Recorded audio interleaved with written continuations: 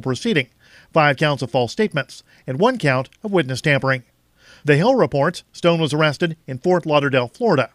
The indictment was filed in federal court in Washington, D.C. on Thursday and then sealed upon arrest on Friday.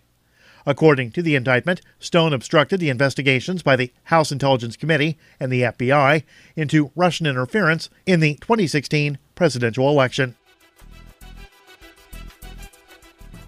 Facebook plans to integrate its messaging services on Instagram, WhatsApp, and Facebook Messenger.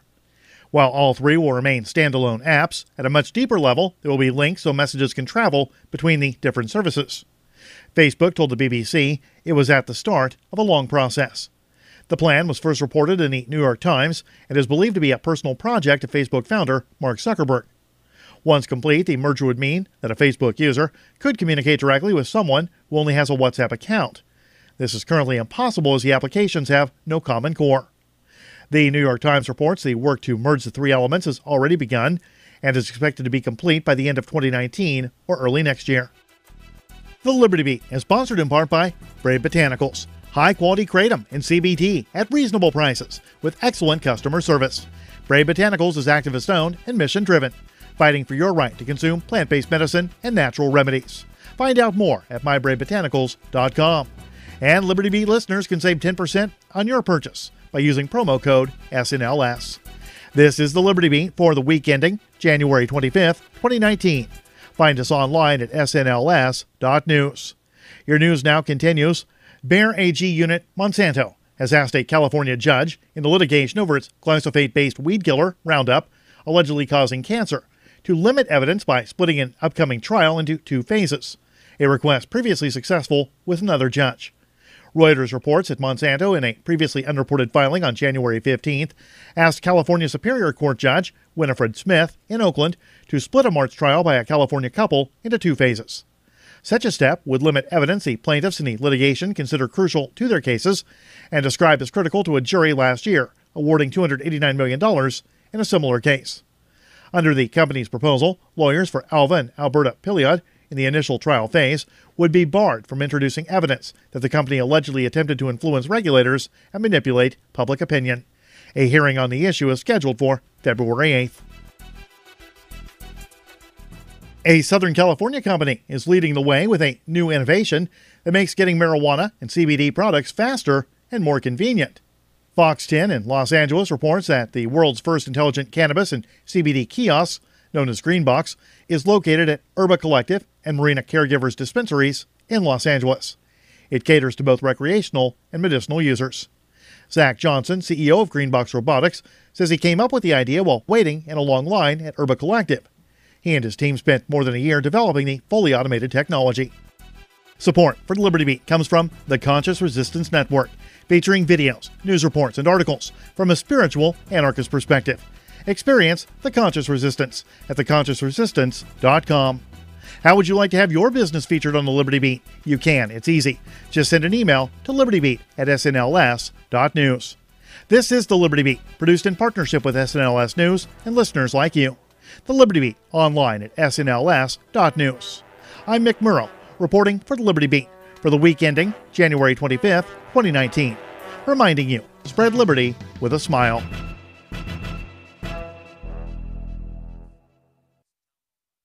A job applicant totally nails an interview with the person who will make his life a living hell for the next 5 years. And adjusting several sliders on a recording studio's mixing console pays off big time. This is the Onion Week in Review.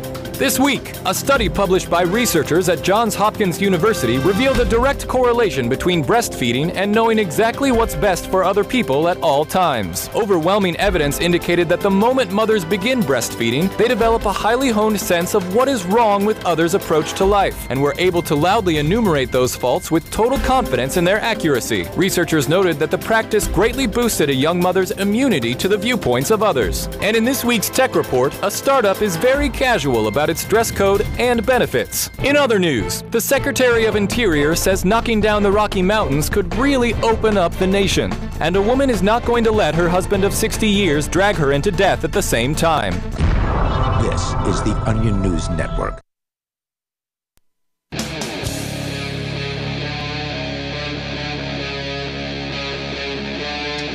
Free Talk Live. It's Free Talk Live. You're invited to join us right here. The toll-free number is 855-450-FREE, like freedom. That's 855-450-3733. Joining you in the studio tonight, it's Ian. And Chris. And you can join us online, of course, anytime you want over at freetalklive.com. Just enjoy the features that we have waiting for you there on the site. They are completely free. Once again, that's freetalklive.com.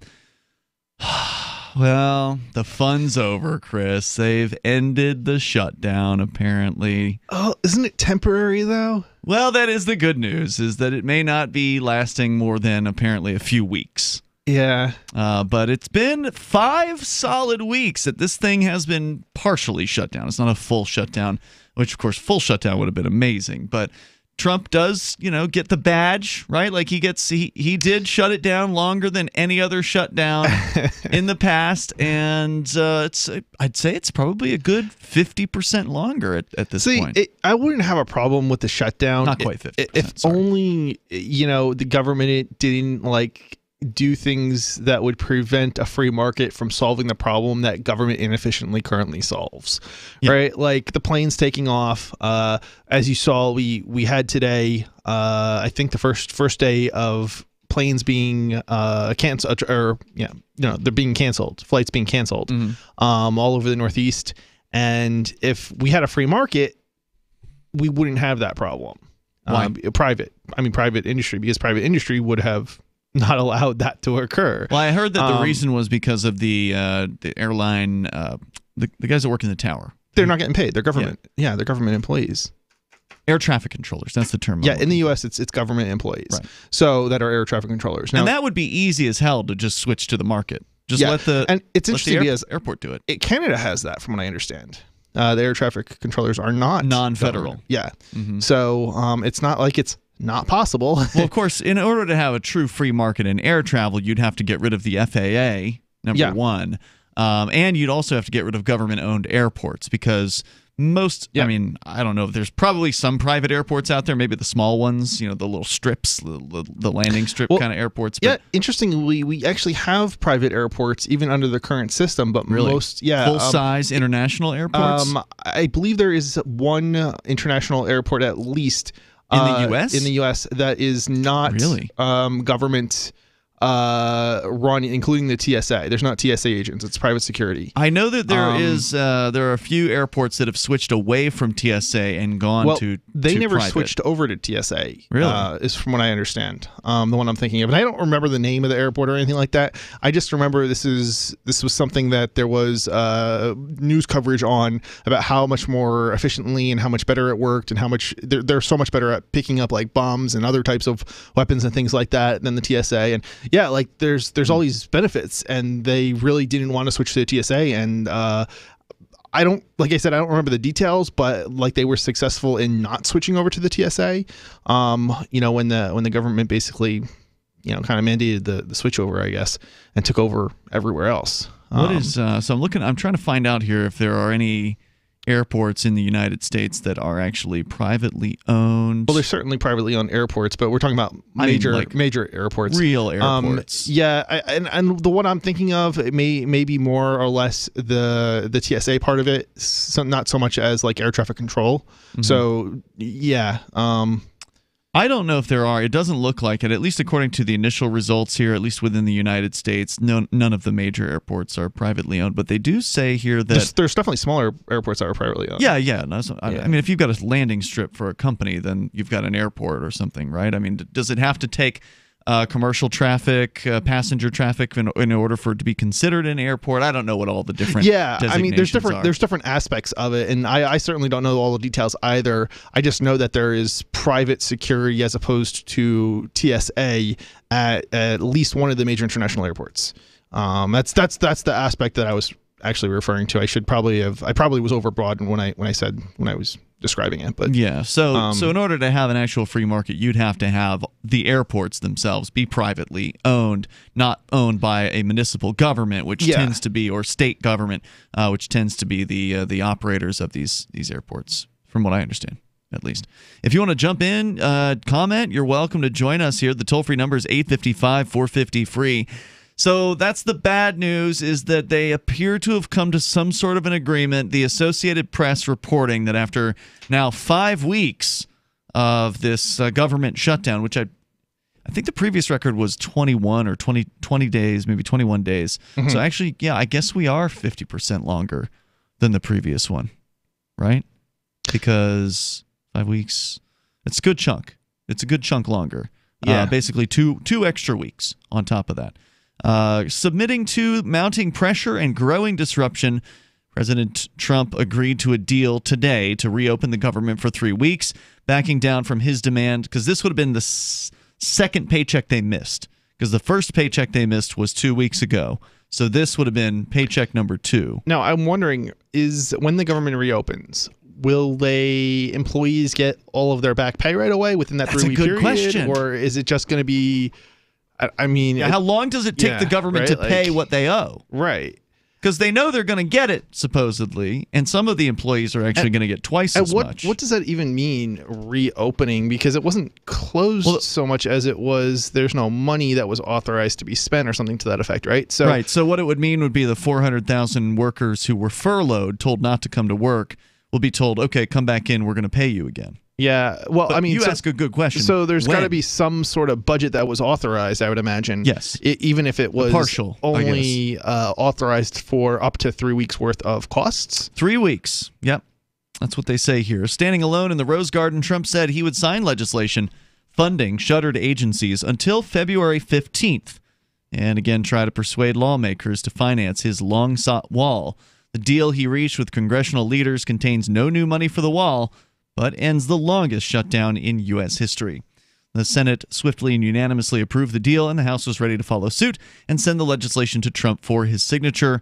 His retreat came in the 35th day of the partial shutdown, as intensifying delays at the nation's airports and another missed payday for hundreds of thousands of federal workers brought new urgency to efforts to resolve the standoff. All right, so that answers one of my questions, was since they ended the shutdown today, does that mean all of a sudden the paychecks get printed for this, this new paycheck that they were going to miss? If the shutdown continued past today they were going to miss another paycheck. Apparently, they did miss today's paycheck. Okay. So, which would make sense because it's still closed. Well, it's I don't know if he's actually signed the thing here. It sounds like they're sending it over to him. Yeah. So, yeah. Well, I mean, certainly there were cancellations today throughout the Northeast. Right. So, for airports. Yeah, so they're being told maybe come in Monday would be my guess at this point.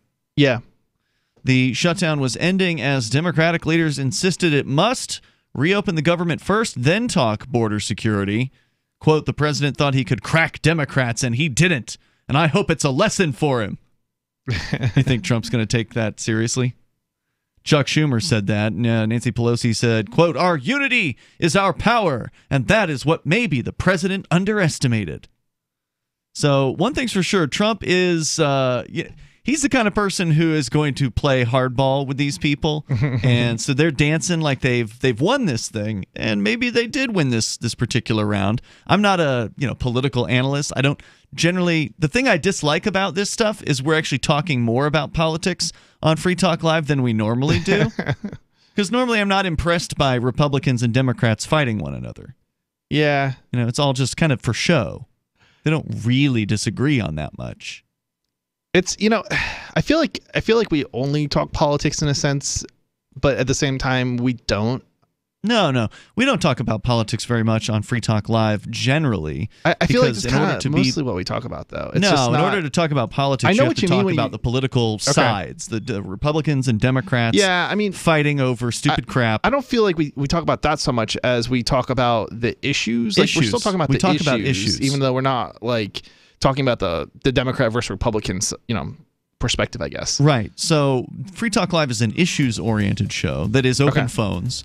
We take calls from anybody, anywhere in the world. The toll-free number is 855-450-FREE. That's 855-450-3733. But we've talked more about politics in the Trump administration, I think, than any years previous. Oh, for sure. Because it's actually become entertaining. Like, it was never entertaining. It was just boring before. Yeah.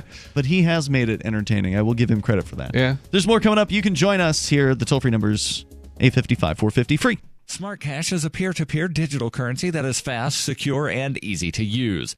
Smart Cash is building a foundation that can support daily transactions for people everywhere.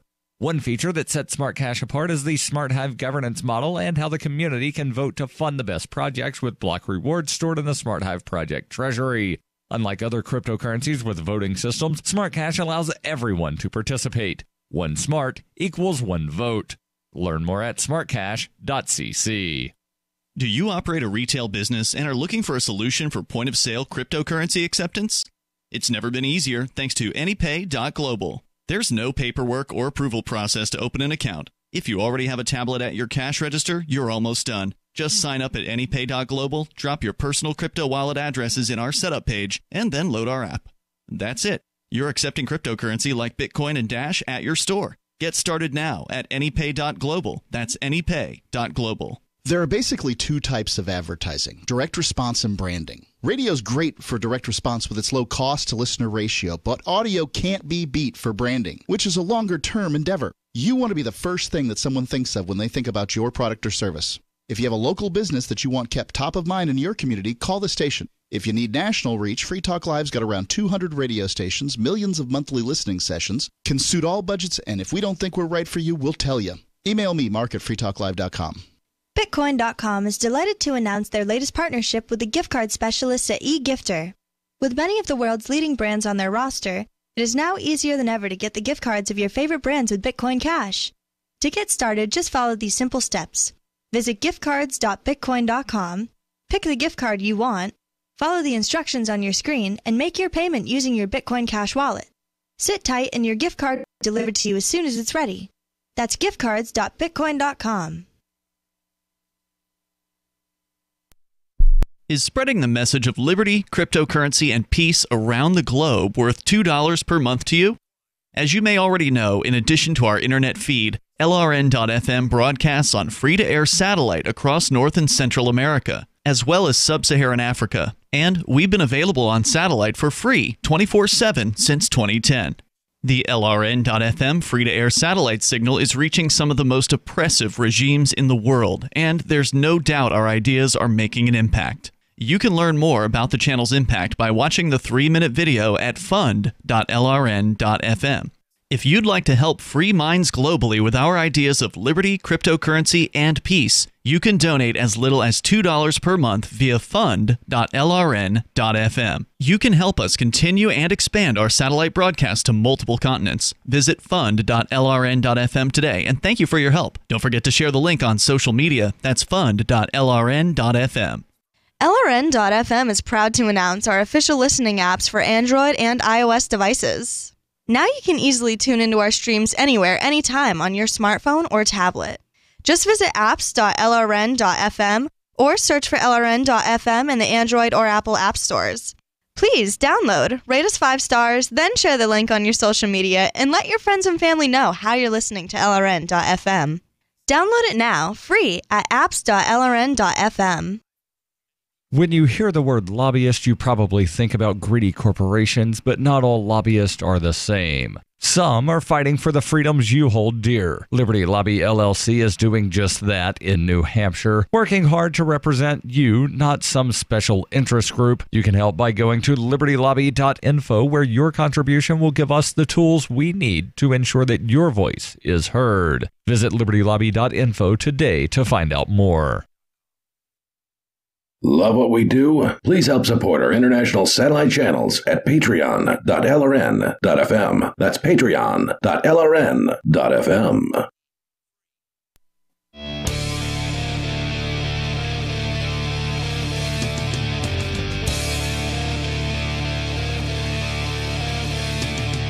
Free Talk Live. We invite you to join us here on the radio. Our toll-free number is 855-450-FREE, like freedom.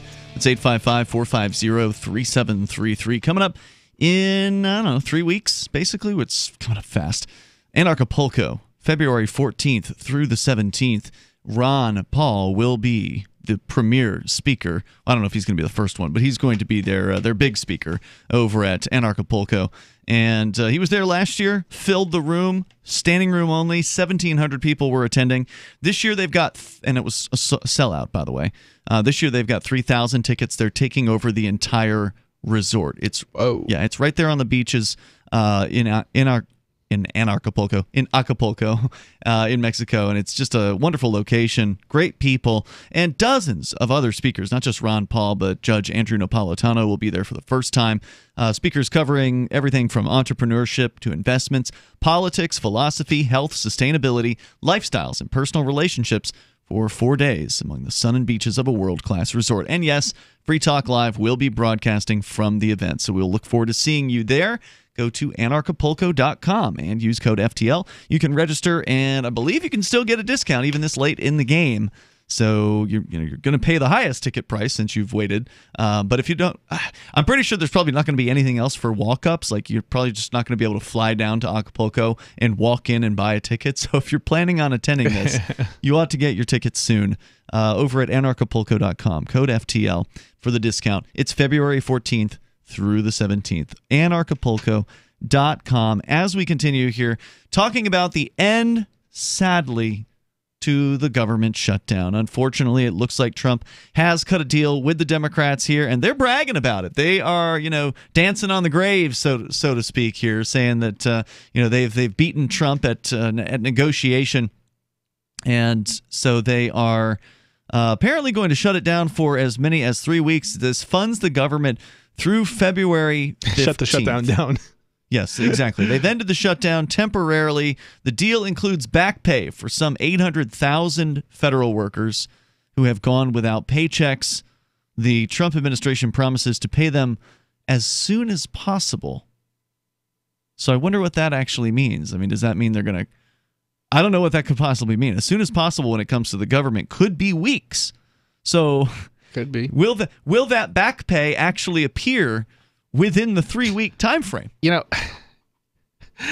I hope this given that they're resuming operations, it comes sooner than later, because I have to say I'm going to be traveling in a week to Europe. And You're saying you want the government to come back, huh?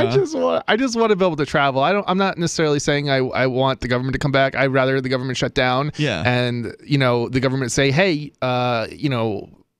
aviation companies, set up your own system, for to replace the FAA, or not the FAA. Well, I guess I don't know if it's to replace the FAA, but to replace or to privately fund the air traffic controllers. Yeah. At minimum, right? Because I think that's the main thing that's holding things back, and then maybe to eliminate the at least security from the government's perspective. So the TSA would go away, and whatever security is left would be up to the airlines themselves.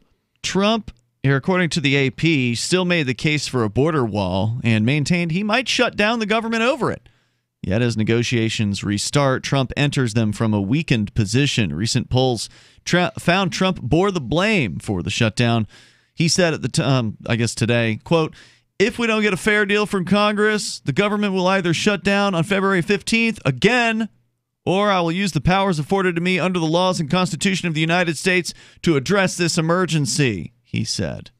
So the suggestion here is that he would declare what they call a national emergency and then use the fact that the national emergency is basically an end run around the Constitution to essentially say, well, national emergency, that gives me special powers, and so therefore wall funded. I wonder, is there any kind of limitation within that National Emergency Act? I don't know if that's what it's called, but yeah, there's some sort of law in regards that allows him to do something like that. Yeah. But I don't know if there's some stipulation in there that restricts how long he can do it for, or and can he do it for any reason at all? Because that's kind of what I've heard. Like, he basically can just declare it, but that sounds like it would be way beyond what constitutionally good question you would be able to do. This is one of those loopholes that people for a long time in kind of the some aspects of the patriot community, which I'm not a part of, but they've said that national emergencies actually have been declared and were never undeclared. That part of the conspiracy theory about why the government is the way it is, some people believe, I'm not saying I believe this, just sort of repeating what's been said, is that, well, they declared a national emergency back when they took gold from people, or whenever it was, way back, almost 100 years ago, when there was gold confiscation in the United States. Was that a national emergency that was declared? This is one of the claims I recall hearing. I'm not telling you it's the truth. I'm just telling you this is what people have said. Right. And the claim is... Well, I mean, I know there's some truth behind that. That's why I'm wondering, like, was that actually done as a national emergency, or was that done under some other... look that up. Yeah, I don't know. Yeah. But they give examples of when these national emergencies were created, and then the claim is they never ended them. The claim is, well, they started it, but they never ended it. Okay, so if it was a national emergency and they took the gold, do you think they're going to give that gold back? Of course not. Yeah, I don't know what happened. How would they even give it back? Yeah, it's just. I mean, they're not keeping records. Yeah, right? It's right, as though the officers that came around to confiscate gold from people gave them, itemized inventories of every single gold piece that they took. Seems unlikely. Yeah. Right?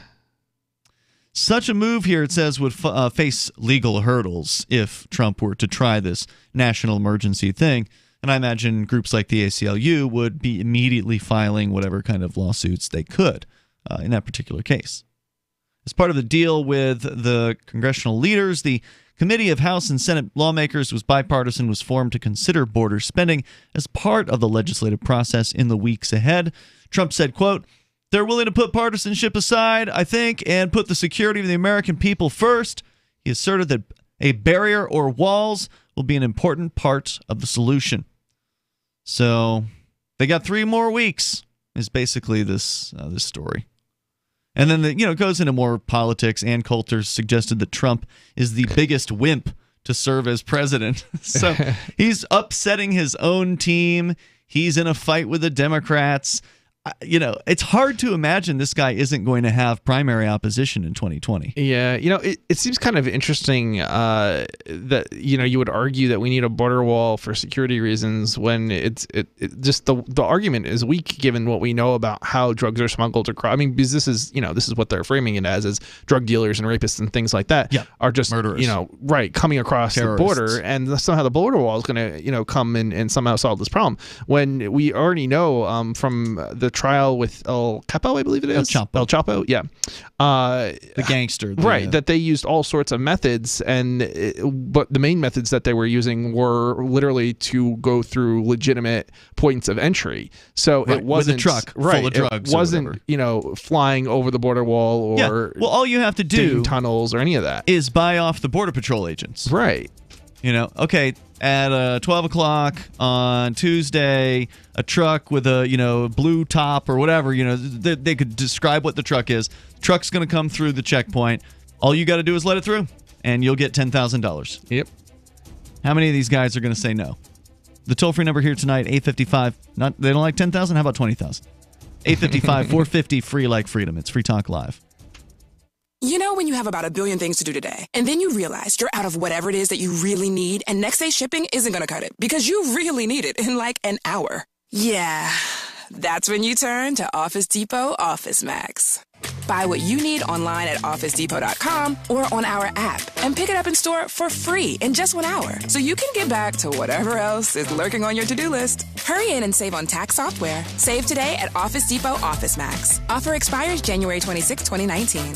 Hunters, anglers, campers, and survivalists. Get back to nature. Expand your horizons with the highest quality, most versatile, unique slingshots and sling bows on the market at slingbow.com. Sling bow products are compact and models start from just $17.98. They're perfect for your bug out bag or storing in your vehicle. Give yourself and your loved ones the excitement and tradition of sling bow. A new frontier in archery and truly modern twist on this primitive survival tool. Feel the thrill only at slingbow.com. Hi, I'm Derek J. I don't want a politician to represent me. To me, government is the idea that one group of people can coerce everyone to comply with an edict or face increasing punishments up to and including death. Despite perhaps the most noble of intentions, the best government services are a far cry from what could be provided for by voluntary interactions. Besides, the people who call themselves the government wage wars and put peaceful people in jail for crimes involving no victims. If Starbucks used some of its money to drop bombs, I wouldn't shop there. So why would I support the American empire? The empire does not require my consent. Derek J's Victimless Crime Spree. Watch it for free and order the Director's Cut DVD at victimlesscrimespree.com. That's victimlesscrimespree.com. Are you a cryptocurrency advocate? The Crypto Tip is the ideal outreach tool to help new people discover cryptocurrency. It's a printable business card-sized tip that you can give to service providers, preferably in addition to a good cash tip. When the server scans the QR code, it'll bring up an explanation of cryptocurrency, how to install a wallet, and allow them to claim the tip. If they don't claim the crypto, you get your tip refunded to you after a time period you specify. Plus, if they do claim the tip, you get an email alert. Create as many tips as you want at cryptotip.org. That's cryptotip.org. There are lots of ways to listen to Free Talk Live. Our podcast has been around since podcasts began, and now the FTL feed is loaded with content besides our full show archives. Did you know that we make it easy for you to customize your podcast subscriptions? We have different feeds, one that includes only our full shows, one with just the Daily Digest, and one with just the Edgington Post. You decide what you listen to. It's quick and easy to customize your feeds at feeds.freetalklive.com. That's feeds.freetalklive.com.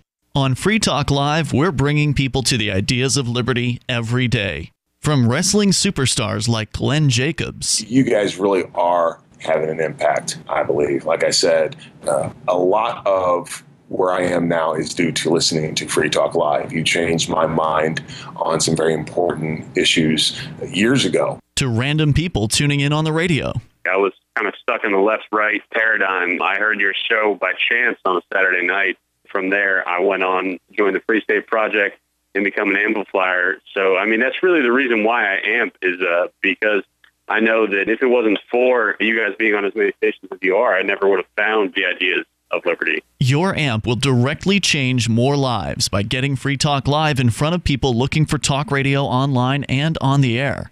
When you amp Free Talk Live, you get perks like access to the AMP-only Facebook group and AMP podcast. Visit amp.freetalklive.com. Now you can follow LRN.FM on the decentralized Mastodon social media platform at toot.lrn.fm, toot.lrn.fm.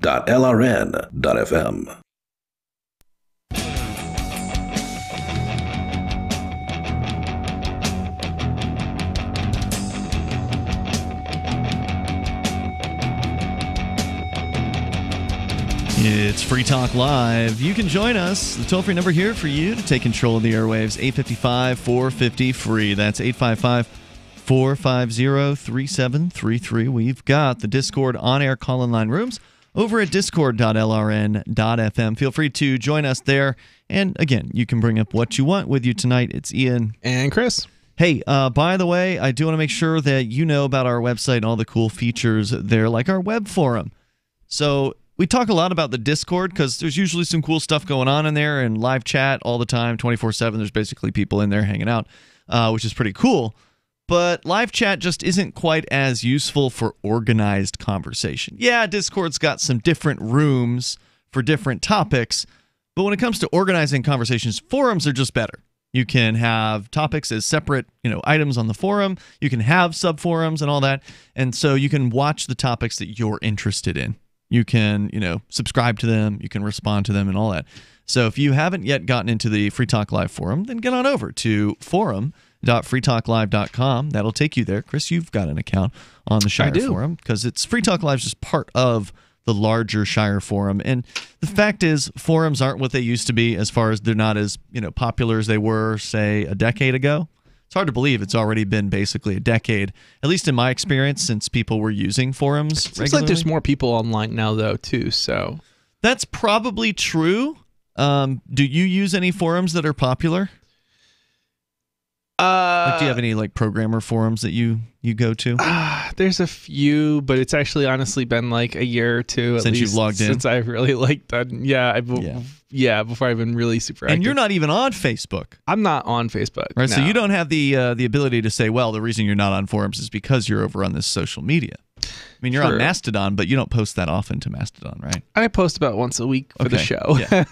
I'm using it basically as an announcement to tell people, hey, come listen to the show live. So you just kind of fell out of forums, not because of competition from social media. No, I actually fell out of forum use mostly because I've just been so busy over the last 3 years since I've moved to New Hampshire. Yep. But yeah, I mean, you run your own business, thinkpenguin.com. Right. I also run my own business. I'm just super busy, I'm always going to conferences and events, and it's just it's overwhelming. And I mean, there's other stuff that, just I mean, you know what I'm talking about. It's I mean, it's a court case or, Concord for... Yeah, we were there this week. There was a Bitcoin hearing that the video, by the way, is up. So if you want to see the full hearing, because there's all this news in the Bitcoin world this week about New Hampshire considering to legalize Bitcoin for paying taxes. That's the bill that's being considered. And it was all over the Bitcoin news. That's huge news. Bitcoin industry stuff. But the only place you can get the actual video of the hearing is on the Free Keen YouTube channel. So you can actually see what was said and what the state reps were asking. You spoke. I had the opportunity to speak as well, and we had Jeremy, who was the guy from Library. We've had him on here on Free Talk Live. He came out and he gave a presentation. So it's pretty interesting stuff, and I would say it was a good start. I would say the bill. Everybody was in support of it. That spoke anyway. Yeah, everyone speaking was in support of it. That's a good sign. There was only one person that signed basically against it, so was against it, and they didn't say anything. So. Yeah, and the state reps that were on the committee that were hearing it, I would say, were asking good questions. I wouldn't say whether they were in favor or not, but they were at the very least asking good questions without being like condescending. But they seem to be asking. They seem to be, the gist of it that I seem to be getting, the feeling that I felt from most of them was, yeah, we can pass this. Just let's fix, one or two little. It wasn't really just the one concern I felt. Yeah, they wanted to tweak the wording a little bit. It was just one little thing about, we don't want to be. We want to make sure that the government doesn't not get the money, whereas we're somehow responsible for if the money gets lost. I mean, it wasn't really a real. I feel like that wasn't a real fear, but they don't really understand how this stuff works, right? Talking about so I mean, it was like, okay, well, if that's all it's going to take is one little word on the website, one little sentence. It's a disclaimer. Basically, a disclaimer. It's mostly seems like almost like a done deal, but I mean, obviously it's not, because it does have to go through the Senate still, and it still has to get voted on in the House and the Senate as well. So yeah, it's got a ways to go. This was step one. This was I think there's a subcommittee hearing. There is, and that's where they're going to hammer out whatever the amendments to the bill might be. 29, I think it might be the 29th. Yeah, it's coming up next week. Yeah, so. Well, I'll try to get out to that too and get video, because I like to document all of this. It's all right. You don't usually get to speak at a subcommittee anyway. Right. So the only way you would get to speak is if you if they knew that you were there as a kind of an expert, and if they had a question. But that's probably neither going to be you or I that that they would even ask about in that particular case. So anyway, that's the good news. If you want to see the video, just go to freekeen.com. It's right there. It's the top story as we speak. And so, again, the whole point was to talk about the forum. You can go to forum.freetalklive.com. There are actually cryptocurrency subforums at that same forum as well. So if you're interested in talking to people about crypto, some of them there are into that too. So toll-free number tonight is 855-450-FREE. Just a little bit more on this government shutdown, the end to it. Apparently, it's coming. Trump's agreed to a temporary funding of the government for the next 3 weeks through February 15th. The breakthrough, according to the AP, came as LaGuardia Airport in New York and Newark Liberty International Airport in New Jersey both experienced at least 90-minute delays in takeoffs on Friday because of the shutdown. And the world's busiest airport, Atlanta, was experiencing long security wait times, a warning sign the week before it expects the 150,000 out-of-town visitors for the Super Bowl. You know what I thought was interesting is that from what I've heard, so this is rumor, but they probably read it, but nonetheless, they're actually canceling incoming flights, and I was trying to figure out how the heck they could cancel an incoming flight, but I guess they're not allowed flights to take off at the other airport. At the other airports for incoming flights, and that's how they cancel an incoming flight. But yeah, I mean, I would think that how do you stop a plane from landing? They're going to crash if you don't let them land. Well, there's some other airport that they could probably I know they divert flights sometimes, but I guess, but like I said, I guess the answer to that was they cancel it. I didn't know that. Yeah, well, Mark called in this week. He got his flight canceled because... Oh, really? I guess it wasn't canceled. There was an issue with a woman who was flipping out on his United flight, and it was before they took off. So they got the woman off the plane, but they deplaned everybody on the plane before they removed the woman. Interesting. And he suspects that this is to prevent people from recording video of the actual removal of the troublesome person. Right? Oh, I'm sure. Yeah, so everybody was removed before security went in to remove the troublesome woman. Then they got on the plane. The plane took off. He landed in Houston, but he'd missed his connecting flight. So he then had to stay the night in Houston as a result of that. That's never good. I've had that happen on me once. Somebody flipping out? No. Missing a flight. Well, it was a snowstorm in like 2000 or something like that, and in the middle of winter, and it was not good. The whole Northeast basically was closed, and couldn't cancel flight, and then another canceled flight, and it was like a couple days before I managed to get a flight to some other airport at a different destination, and then that was redirected. And I had a flight. It's not fun. Yeah, I don't remember where I was going or where I was coming from. Probably one of these Bitcoin conferences that we go to on occasion. But coming back into Manchester, New Hampshire, we were literally flying in the middle of just a brutal snowstorm. I mean, it was just pounding down snow.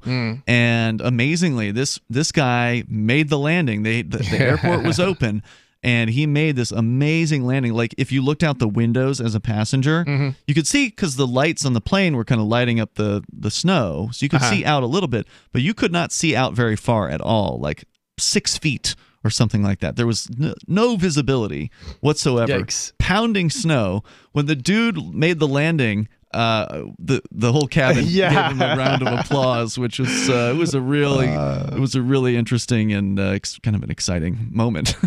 I don't feel like and maybe this is partially because I like to take direct flights, but I don't seem to have too much trouble with the airports usually. I've been pretty lucky too, but I hardly ever travel. You do it more. I fly a lot, but I don't fly during the holiday season either. Good point.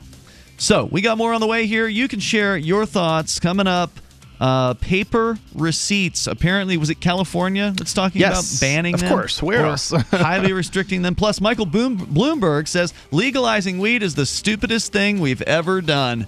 It's Free Talk Live. Bitcoin.com is delighted to announce their latest partnership with the gift card specialists at eGifter. With many of the world's leading brands on their roster, it is now easier than ever to get the gift cards of your favorite brands with Bitcoin Cash. To get started, just follow these simple steps. Visit giftcards.bitcoin.com, pick the gift card you want, follow the instructions on your screen, and make your payment using your Bitcoin Cash wallet. Sit tight and your gift card will be delivered to you as soon as it's ready. That's giftcards.bitcoin.com. There are basically two types of advertising, direct response and branding. Radio's great for direct response with its low cost to listener ratio, but audio can't be beat for branding, which is a longer term endeavor. You want to be the first thing that someone thinks of when they think about your product or service. If you have a local business that you want kept top of mind in your community, call the station. If you need national reach, Free Talk Live's got around 200 radio stations, millions of monthly listening sessions, can suit all budgets, and if we don't think we're right for you, we'll tell you. Email me, mark@freetalklive.com. Many people believe they don't control their own destiny because they haven't chosen to take the first step towards the life they've always dreamed of. Let them continue just getting by while you make the choice to do something about your future. Imagine working from home, earning the income you deserve. Start small or dream big. Work part-time or full-time. You choose the pace.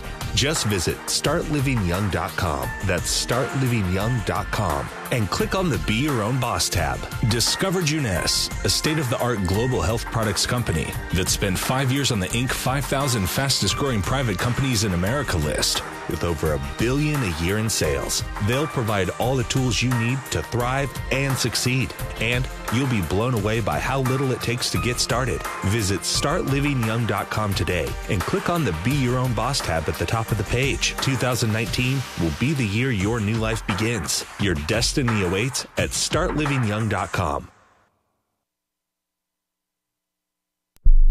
The Free State Project has reached its goal of 20,000 liberty lovers who've pledged to move to New Hampshire and get active to achieve liberty in our lifetime. Perhaps you're trying to figure out what part of New Hampshire should be your destination. If so, consider Keene. You'll find more than 150 reasons to move to Keene at move.freekeene.com. Keene is famous for its historic, publicity-generating activism, as well as being the liberty media capital of the world. It's home to freekeene.com, New Hampshire's destination for liberty activism, news, and opinion. For years, we've been compiling over 150 reasons to move to Keene at move.freekeene.com, where you'll learn about some of what's happening here and what makes Keene a great place to live. If you love liberty, you'll probably enjoy anywhere you end up in the Shire. But do your due diligence first. Please visit move.freekeen.com for the full list of over 150 reasons to move to Keene. That's move.freekeen.com. LRN.FM now has a Discord. Discord is a free text and voice chat platform, and we now have our own server with a bunch of channels at discord.lrn.fm. You can join other listeners as they chat about various things during our live shows, or anytime, day or night. Discord software is available cross-platform, so you can have it on whatever device you want and take your chats anywhere. Join our Discord at discord.lrn.fm. That's discord.lrn.fm. Did you know that Free Aid is a mutual aid, educational, and networking organization? At Free Aid, we support volunteers who provide first aid. We do outreach to the public about health and safety, and we bring together medically skilled freedom lovers. Free Aid is made possible by your generous support. Donors can receive great gifts like first aid kits, t-shirts, silver dime cards, and hoodies. The Free Aid Silver Dime Card Project is sponsored in part by Roberts & Roberts Brokerage, Freedom's Phoenix, and Don't Tread on Meme. Visit fr33aid.com. This is the Liberty Radio Network, broadcasting the latest liberty-oriented audio content 24 hours a day at LRN.FM.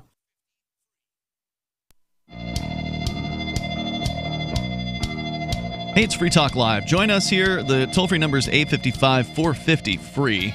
Like freedom. Coming up, Michael Bloomberg. You remember him? He was the former mayor of New York City. He is now going to apparently be running for president as a Democrat. Really? Yep. And he's actually saying publicly that legalizing weed is, quote, perhaps the stupidest thing we've ever done. So we will tell you more about that. Quickest way to get not elected. Right, to not get nominated. So that's on the way, and we'll talk about these restrictions on receipts. But I want to say thank you to Robert Mayer, who is a Free Talk Live amplifier. And Robert is a long-time supporter of Free Talk Live, because we're starting over on our AMP list, and we go in relative order of who's been sort of supporting Free Talk Live the longest. So thank you, Robert. He's been supporting the AMP program since back in the day when we actually had a $3 tier. And wait, really? Yeah, so that was a long time ago. That was how we started the AMP program, and now you can do it for $5, and it makes a big difference for us when you do that, because it helps us advertise, market, and promote. That's what AMP stands for, to promote Free Talk Live, to get on new radio stations. We got on in D.C. recently, one of the top 10 markets, on FM in D.C., which is awesome.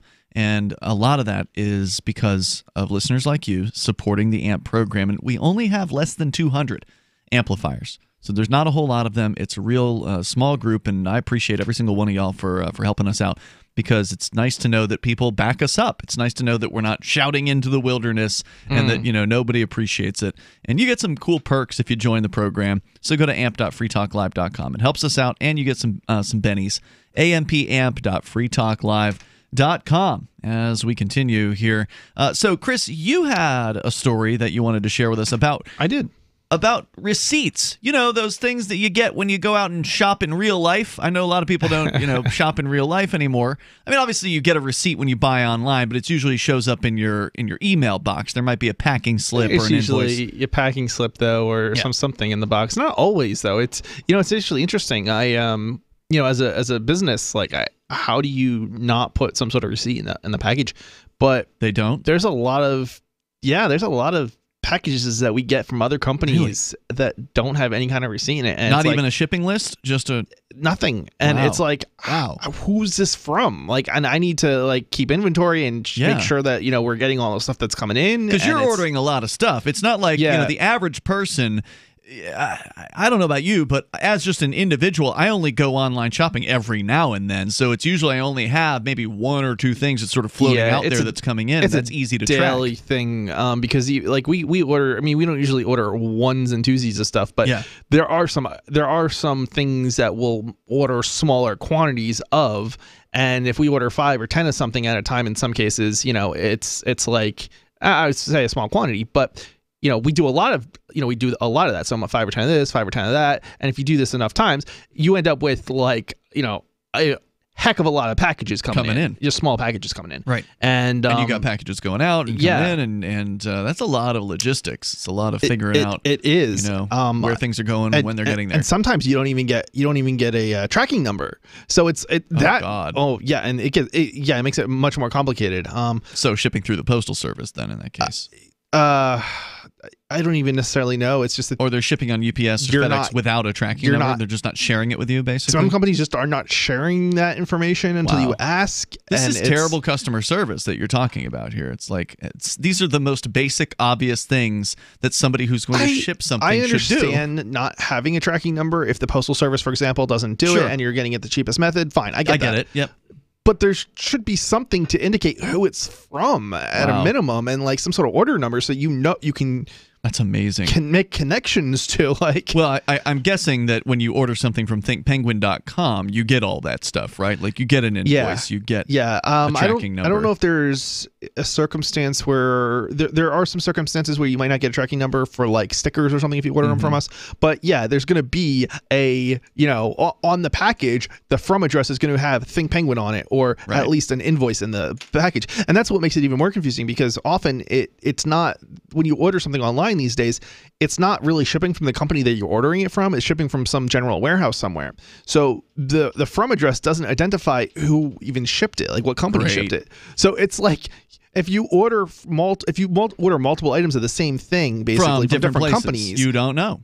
You've got no idea where which goes to what. Wow. And if you don't get something, it's like, well, which company did you order from? That's you didn't actually, get the stuff that you ordered. And that's not what you want to spend your day doing, is trying to figure out what came from where. This is just a time definitely waster. Not. It's Absolutely just a time not. waster. And generally, that's why I like to order things in larger quantities. But sometimes, it just doesn't make economic sense. If it's a high investment, low profit, and it's a readily available item on the market, it's not necessarily the core of what we do. Which you do, by the way, sell privacy-oriented computing technology, laptops, and do you have desktops?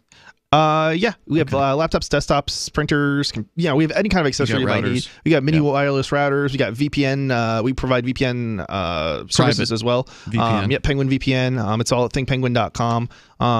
Yeah, I love it. I think you guys have some good stuff over there, and thinkpenguin.com. So let's get into your story about receipts, printed receipts at physical retail locations in California. Yeah, so the title is California bill would curb use of paper receipts to reduce waste, push digital alternative, and this is coming from CNBC. Okay. And this is basically the paper straw thing all over again. The paper straw, yeah. It just seems utterly ridiculous to me. A California lawmaker introduced legislation this week that would make the state the first to bar retailers from giving out printed receipts unless a customer requests them. Okay. The proposed, so then the first question I'm going to ask is, are they no longer, is a Californian business not allowed to include a receipt when they ship a package to somebody in another state? That's a good question. And if that's the case, this is like just absolutely insane. How are people supposed to know whether, who sent that package? The proposed measure, Assembly Bill 161, would require stores to use electronic receipts as the default option. Stores that give out printed receipts, and then of course it's a privacy issue too. If you're going to get an electronic receipt, how are you going to get an electronic receipt? Email. Right, which is a privacy issue. People already because have you don't issues want to with give up spam. your email address to a corporation. Right, exactly. That's a great point. Now, of course, you can have a throwaway email address or something like that, and you can give them a fake email address. I mean, these are always, but you actually want the receipt, right? So you should probably have it. Right, exactly. Before you go on with this, I've seen this in a couple of different places. What's coming to mind is Staples. So at Staples, they have here in Keene, and I'm sure at all the other locations, when you're checking out, they will ask you on the little pin pad for like the credit card thing or whatever you're punching in numbers. They ask you there whether you want an emailed receipt or a printed receipt, and so you can choose right there. And in the moment, that's not a bad customer service option to give somebody a choice. Oh, this is a great idea, I think. I just don't think that the government should be involved. I totally agree with you. And the problem is, it's one thing, or at least one of the problems here, is it's one thing for Staples to do it. A major corporation, they've already got the, touch screen inputs and, all the things, all the fancy doodads that they need to make this possible. Right. Mega corporations aren't going to have any problem retrofitting their cash registers. It's the small Right. guy. What about the taco stand? What about somebody who's renting a little hole in the wall, selling shoes or tacos or, ice cream or something like that, a mom and pop business where they've got the old style register. You still see this, or at least around Keene, right? Where they've just got an old style register. These politicians don't recognize the existence of small companies. They assume every company has the money to hire lawyers and, just go get, not just hire a lawyer, but to find a whole new point of sale system. Right, and that's exactly what I'm getting at. And find new points or replace points of sale systems every couple of years. Right.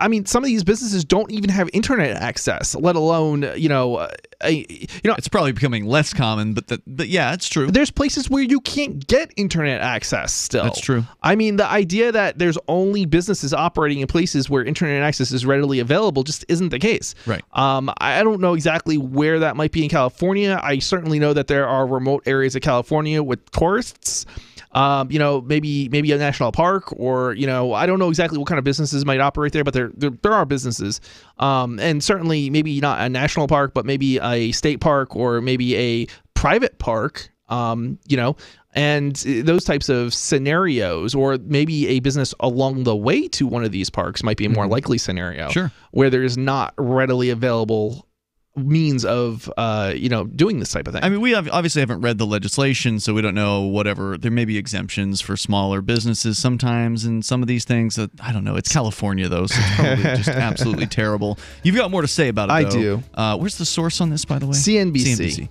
We'll share more of that story coming up here, and you can bring up anything that you want. If you're a business owner and you are in California and you want to weigh in on this, by all means, our toll-free number here is 855-450 free like freedom. That's 855-450-3733. Plus, Bloomberg claiming legalization of weed is the stupidest thing, he says, that we've ever done. Perhaps the stupidest thing. We're coming up. It's Free Talk Live.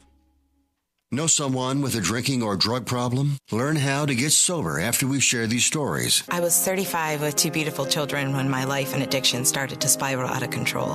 After my divorce, I went into a depression cycle and started drinking more often and using prescription drugs. After my second DWI and arrest, my ex-husband threatened to take our children away from me. I was 17 when I became addicted to heroin and meth.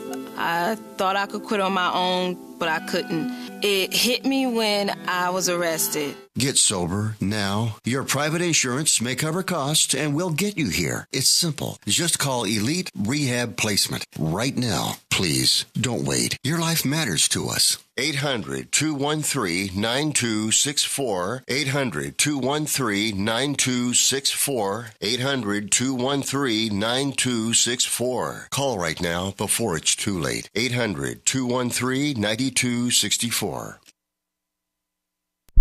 There are basically 2 types of advertising: direct response and branding. Radio's great for direct response with its low cost to listener ratio, but audio can't be beat for branding, which is a longer-term endeavor. You want to be the first thing that someone thinks of when they think about your product or service. If you have a local business that you want kept top of mind in your community, call the station. If you need national reach, Free Talk Live's got around 200 radio stations, millions of monthly listening sessions, can suit all budgets, and if we don't think we're right for you, we'll tell you.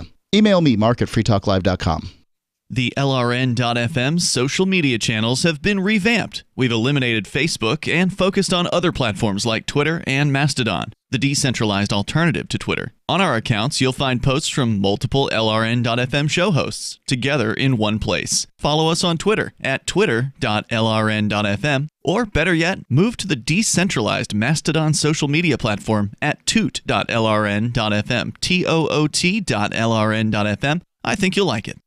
You're listening to the live edition of Free Talk Live. Hour number 2 is next after the news here on the Liberty Radio Network at LRN.FM. This is the Liberty Beat, your daily source for Liberty news and activist updates. Produced in partnership with SNLS News and listeners like you. Online at snls.news. I'm Mick Murrow with your weekend edition of the Liberty Beat for the week ending January 25th, 2019. Gold opened Friday at $1,285. Silver opened at $15.37. And Bitcoin is trading around $3,544. Today's prices are brought to you by InnoScale. Take off with Managed Cloud. Looking for a safe, secure way to store your important files online? Let InnoScale handle it for you. Their high-availability cloud servers are the perfect solution for clients needing one or more secure, scalable servers with built-in hardware failover protection. For details, see them online at InnoScale.net. In the news, Roger Stone, the politically connected maverick who worked as an informal advisor to Donald Trump's presidential campaign, has been indicted as part of special counsel Robert Mueller's probe. Stone has been indicted on 7 counts in connection with Mueller's investigation, including 1 count of obstruction of an official proceeding, 5 counts of false statements, and 1 count of witness tampering. The Hill reports Stone was arrested in Fort Lauderdale, Florida. The indictment was filed in federal court in Washington, D.C. on Thursday and then sealed upon arrest on Friday. According to the indictment, Stone obstructed the investigations by the House Intelligence Committee and the FBI into Russian interference in the 2016 presidential election. Facebook plans to integrate its messaging services on Instagram, WhatsApp, and Facebook Messenger. While all 3 will remain standalone apps, at a much deeper level, there will be links so messages can travel between the different services. Facebook told the BBC it was at the start of a long process. The plan was first reported in the New York Times and is believed to be a personal project of Facebook founder Mark Zuckerberg. Once complete, the merger would mean that a Facebook user could communicate directly with someone who only has a WhatsApp account. This is currently impossible as the applications have no common core. The New York Times reports the work to merge the 3 elements has already begun and is expected to be complete by the end of 2019 or early next year. The Liberty Beat is sponsored in part by Brave Botanicals, high-quality kratom and CBD at reasonable prices with excellent customer service. Brave Botanicals is activist-owned and mission-driven, fighting for your right to consume plant-based medicine and natural remedies. Find out more at mybravebotanicals.com. And Liberty Beat listeners can save 10% on your purchase by using promo code SNLS. This is the Liberty Beat for the week ending January 25th, 2019. Find us online at snls.news. Your news now continues.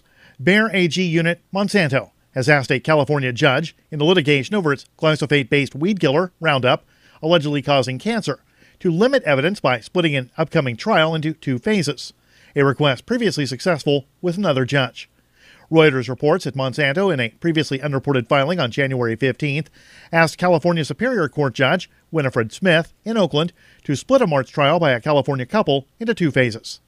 Such a step would limit evidence the plaintiffs in the litigation consider crucial to their cases and described as critical to a jury last year, awarding $289 million in a similar case.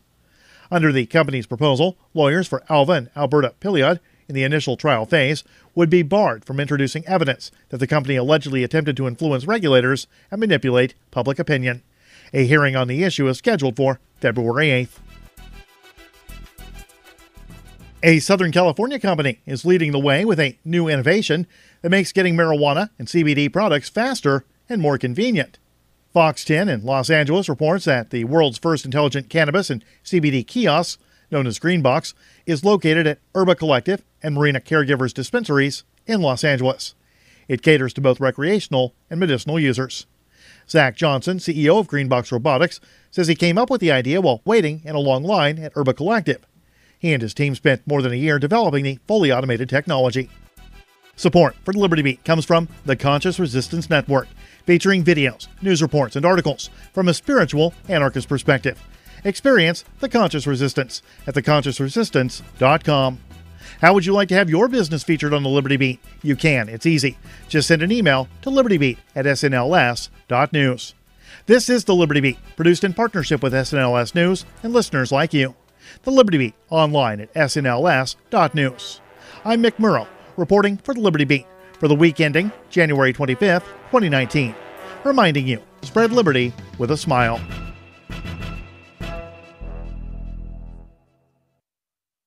A new trend in offices across the country, more and more people are switching to fetal position desks so that they can curl up in a ball on the floor while they work. Aaron Vaughn has a story. The human body isn't meant to sit at a desk for 6 or 7 hours.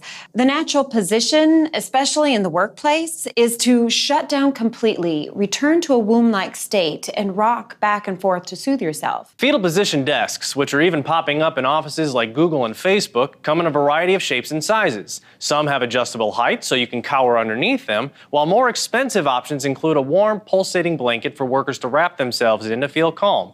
But many people are making their own.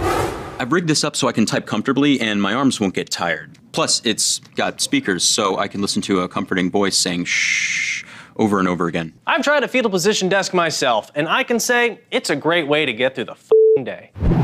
Thanks, Aaron. I hate my job. This is the Onion News Network.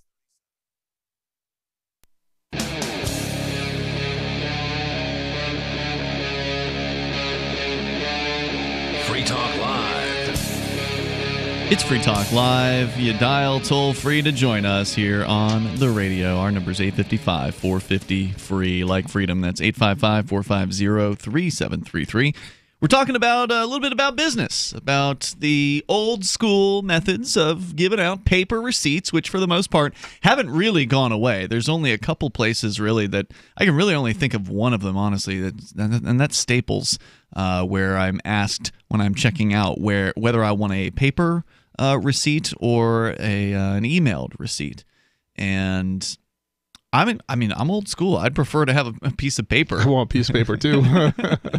Although some of these receipts seem to be, with disappearing ink. I don't know if you've ever seen these. It's true. Where it's probably just the properties of the thermal paper or whatever it is that they're on. But over time, they go away. Yes, and I can only imagine what happens and how many people have been audited by the IRS and they've had and they're required to have of paper. Yes, and it's interesting because the IRS requires you to have a receipt, not just a check. Oh boy. And the receipts are disappearing, and it's like by the time they actually audit you, it's not going to be visible. Yeah, that's a great point. I wouldn't be surprised if that's half the reason people get the emailed screwed receipts. over. No. Get screwed over by the IRS in cases in court, because it's like if you don't have the evidence, then you lose, right? Yeah, they don't have to prove you're guilty. You got to prove you're innocent. Right. Yeah. I mean, that's not the way it's supposed to work, but that's the way it is. Does work. So we've got more from the story. We're going to continue it here about California. I don't know if this bill has passed or if it says it's proposed measure. Okay. Where they may be restricting the availability of paper receipts unless you request it specifically. Let's go to Sarah in New Mexico. You're on Free Talk Live with Ian and Chris. Hello, Sarah. Yes. Did you know that New Mexico is also #1 in the nation for property theft? Property theft. Property theft? Yeah, property theft. I guess it means like auto theft and Car also theft. home burglary. Okay. Those are considered. So I think we have like 800 property crimes here in New Mexico. Well, isn't New Mexico a fairly impoverished state? I mean, as far as it's not as bad as Mississippi, but it's kind of down there where there's a lot of poverty. Isn't that true? Right, that's correct. Yeah, that's correct. We have a lot of poverty. So that usually leads to desperate people, right? Desperate people who are poor, people who are not doing too well in life. Some of them are hardworking folks, and they're going to go out there. Isn't and a lot of that result of certain types of drugs, though, too? Sure, there's a lot of theft that comes from drug use. I mean, obviously, I guess with impoverished areas, you're going to get more drug use. But but it's usually going to be your poorer drug users who are going around robbing. Right. I mean, I used to know a doctor who was into I think some cocaine and marijuana, and he never had any problem acquiring. I don't think it's. I think it's certain drugs, not so much necessarily those drugs that would result in. Well, no. There's plenty of cocaine addicts who will do some desperate things to get their next fix of cocaine. But my point was that if you have a bunch of money, you don't have to go and hold up a convenience store. So it still tends to affect, even though you're right, it's definitely drug addiction that leads to a lot of breaking and enterings, a lot of car stereos getting jacked, people breaking into cars and that sort of thing. It's also, it has to do with It has to do with people being impoverished. I mean, that's people in desperate circumstances are also more likely to use drugs in order to kind of try to erase the bad things in their lives, at least temporarily. It never actually ends up working, but for the moment, they kind of lose themselves in whatever the drug is. I'm not sure if I would say I don't know if I would agree with that. I mean, it's part? Certainly losing it for the moment is essentially what they're trying to do. I mean, I don't think I can't imagine that what's going through a drug user's mind that it's going to solve their problem permanently. No. So no. I don't think any of them think that. But they just want to get away from this world. And I would think it does do that. I mean, it does give you some sort of sense of happiness. Which is why they're chasing it down doing it constantly. Right. So, Sarah, so what do you propose to improve the people's quality of their lives there in New Mexico so they stop robbing each other? Well, like I said, as I have mentioned before, is that many prisoners, when they get released, they get offered the choice of getting on SSI. It's available to them. And who was that guy? Mark. Yeah, Mark was offered that, but he refused it. He said, I'm a lot more capable. But a lot of these people should take SSI, or otherwise they become more of a pain and a cost to society. Now, wait a minute. Social Security, are you talking about the people who are older than 65, or are you talking about people getting on disability through Social Security? Is an SSI disability? No, SSI, that's what I have, a disability. When they get released from jail, a lot of them are illiterate. They got emotional problems. They got anger problems. They have mental issues. And then they have part-time. That's not going to make the life. That's probably not going to apply to every person who's released. That's probably going to apply to a lot of them, but... Well, she's saying it's easier to get SSI than you might think. She's saying as long as you've got a mental issue, you can claim SSI, and then you get free checks every single month. And she's saying that getting a check every month is going to reduce crime. I don't know if I believe it. Yeah, something tells me it's an not. Option. If all they're doing is going to put it up their nose, having a burglar in your house with a gun pointed at you, and your car, you come out and your car's gone when you come out from work. If welfare was good for people, if welfare was actually going to result in a better life for people, then wouldn't there be less crime in welfare neighborhoods? And it seems to me like a lot of the welfare neighborhoods are some of the more scuzzy areas of town. That welfare doesn't really solve the problem. It's just a Band-Aid. It's not even a particularly effective Band-Aid, because if you give somebody who's got a drug addiction $1,000 a month, what's going to happen? Of course, it's going to go into it's going to go up their nose, into their arm. Thank you, Sarah. Here's an idea though, as far as if you want people's lives to get better, and it's not an overnight solution. Okay, it's probably going to take a while. I don't know how many years or generations or whatever, but probably sooner rather than later if you actually were to have a true free market.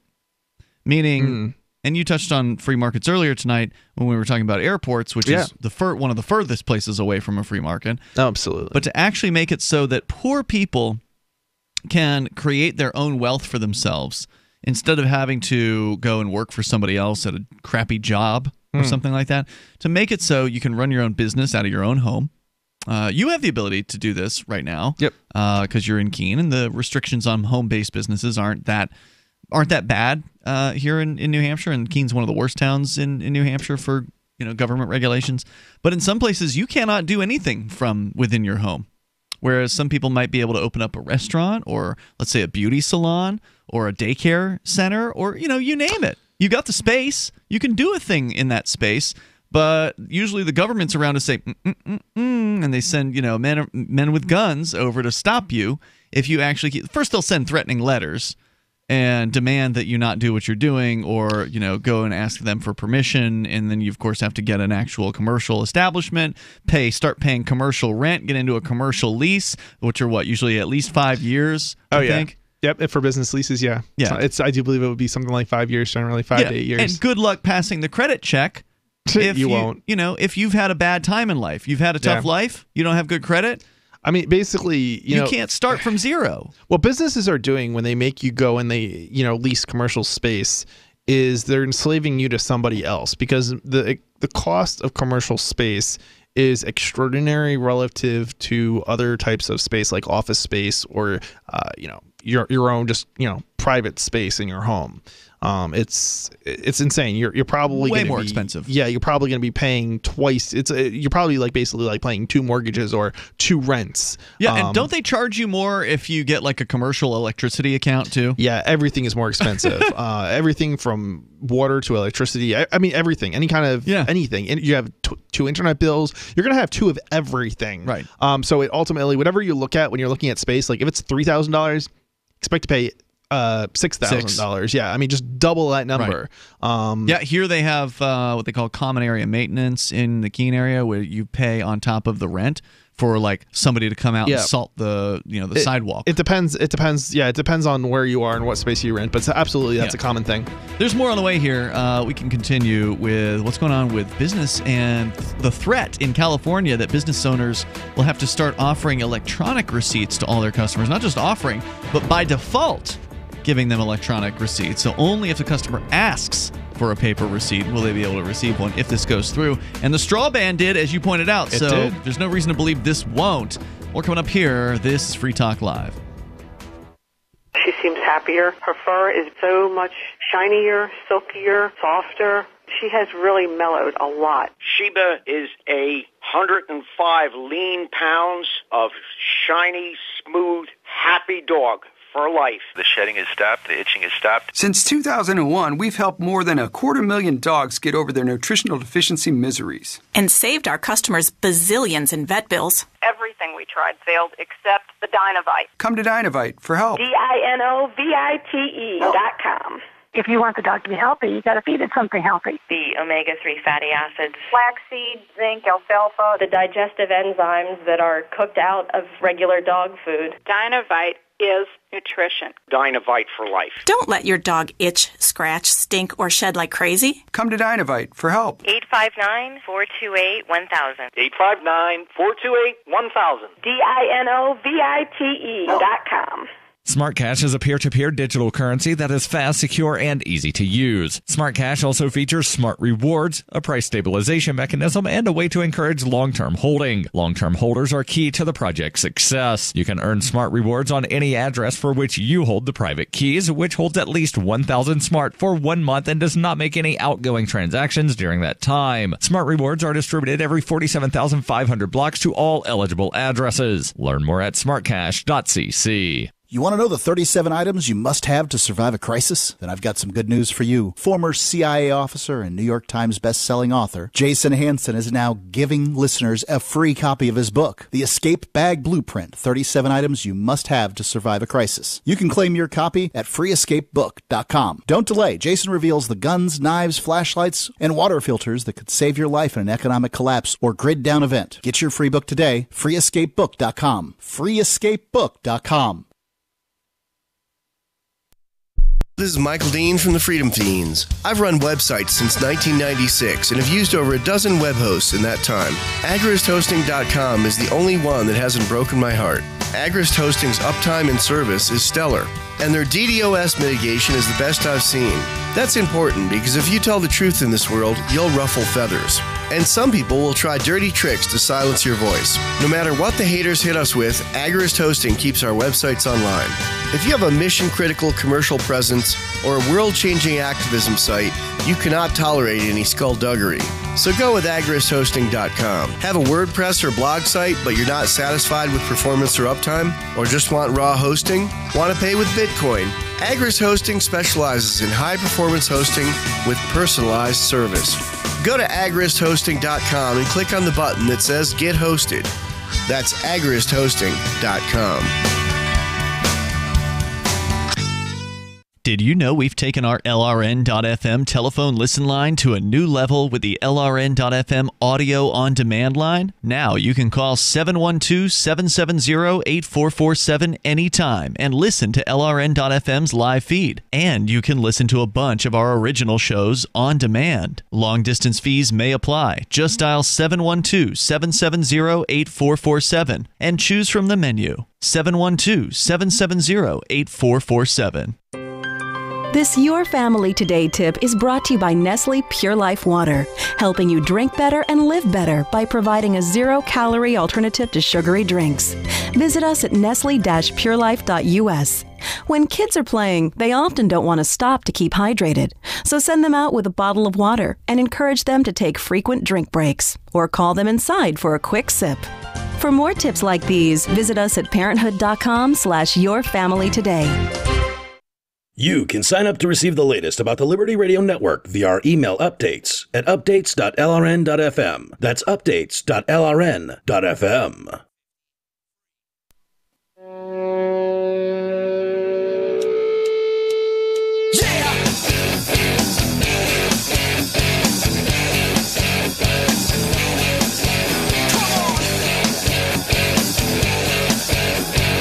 Talk Live. You dial in toll free and bring up anything you want.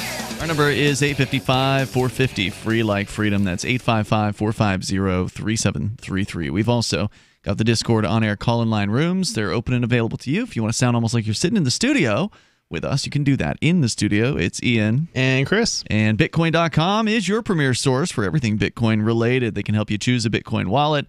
You can buy Bitcoin. You can even learn where you can spend your Bitcoin, as well as read the latest news or engage with the community on the Bitcoin forum. Just go to Bitcoin.com to do that. Do all those things there. And, of course, they got a great Bitcoin.com Academy to give you the basics about cryptocurrency and Bitcoin. Go to Bitcoin.com. As we continue, coming up, Michael Bloomberg, former New York City mayor, has said that legalizing weed is, quote, perhaps the stupidest thing we've ever done. We'll tell you more about that nonsense on the way here. But we were talking about this story, Chris, that you had from CNBC. And this, I think, might have come out a few weeks ago, but it's still interesting news, and I don't think we covered it here. Yeah, this came out on the 8th, January 8th, so it is a little bit dated, but it's. I thought it was. I've been holding these stories just because I think there's some of these are just so ridiculous. Yeah. Like I mean, if you were in like no, this isn't exactly just California, recap though what the proposal is. So here. basically they're looking to ban not ban. They're looking to require companies to offer a electronic receipt. And to do that by default, right? Exactly. So it's really a two-parter here, and there's problems for different reasons. But if you're somewhere like the Four Corners and you have a little stall, which obviously this is not, the Four Corners is obviously not California, but the point that I'm trying to make is there's no internet access there. Sure, there's plenty of places where if you have a table and you accept cash only, I mean. You now have to invest in some sort of like a point of sale system in order to continue to do business. Or if you're selling cupcakes or out of I don't know, a school like there big may scale be exemptions for super small businesses, but we don't know.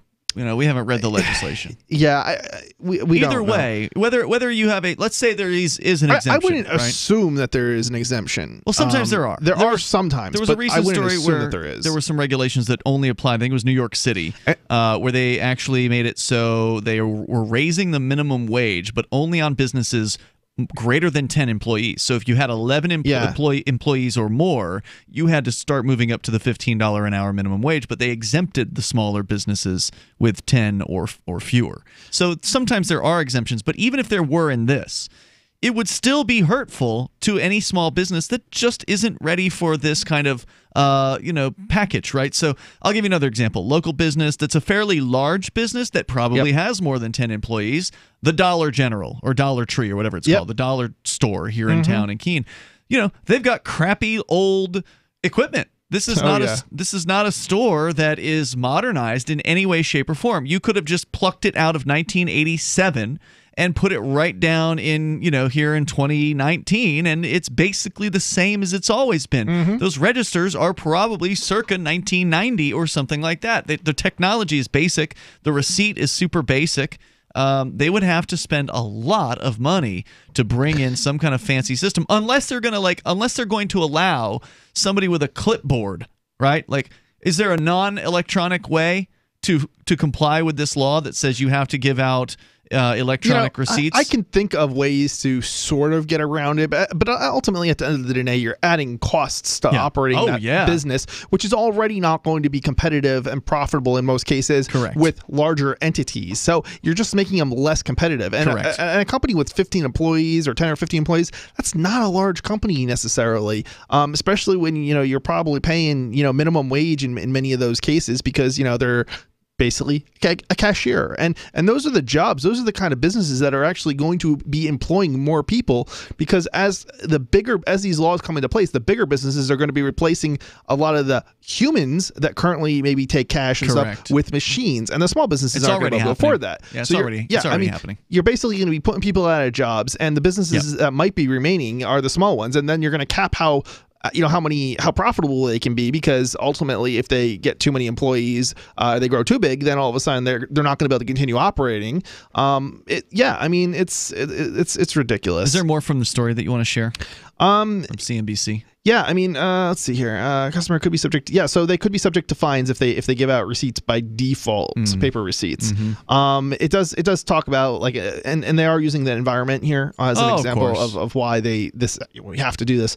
There's a negative impact on the environment with these receipts, and the inability to recycle them. Assemblyman Phil. It's paper. D. San Francisco introduced legislation. So yeah, hold on. It's paper. Now, look, I'm not a scientist or expert on recycling, but I'm pretty sure paper products break down much faster than plastics. You're right. They do. Now, thermal printers are not quite the same as paper printers. Okay. So there is some issue here, but ultimately what the problem is that people are putting it's not so much that the actual paper receipts need to be recycled, is that people are putting these thermal printed receipts in with their recycling sometimes, I guess, which seems kind of bizarre to me, because how many times have you ever recycled a printed I haven't recycled in I would just throw it out in the garbage. 14 or 15 years. Yeah, such a small amount of paper is gonna be like a non-issue. I understand people recycle like printed paper maybe, but in newspapers and things like that, but so are you saying that thermal paper isn't recyclable paper? Well, that's what the argument is. It can cause issues with the recycling process. Therefore, we need to. This doesn't ban it though, so it's not even like it solves that problem. The whole thing is just kind of ridiculous. If they wanted to solve that problem, what they would have needed to do is they would need to pass a law that outlaws the thermal, printed receipts, or something along those lines.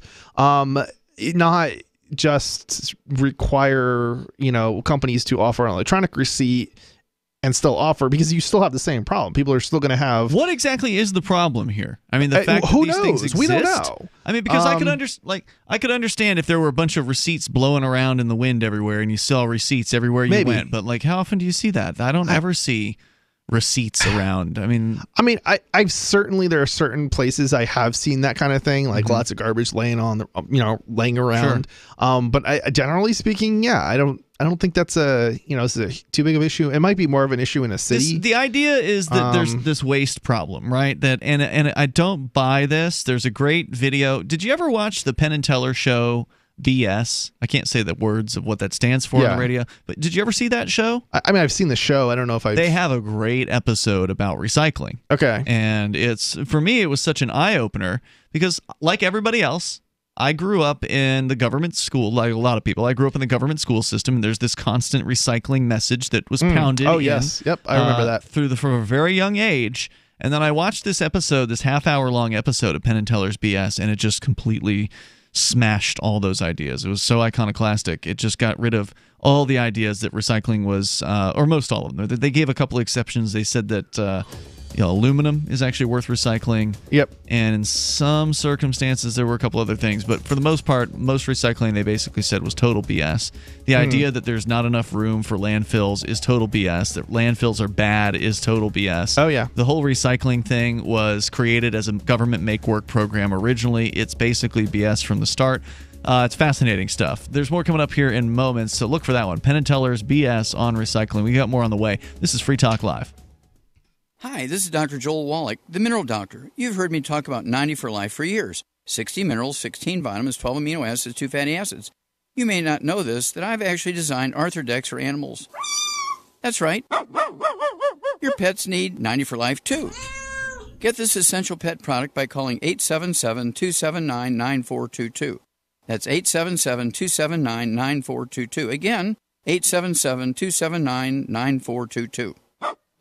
The United States of Empire is a book that claims the United States is the empire of the world. George Washington had warned us against foreign wars. The United States of Empire shows that World Wars I and II left England broken. Its former colony, the U.S., had to save the empire. Was there ever a vote? Who do we fight for? The deep state began with World War I.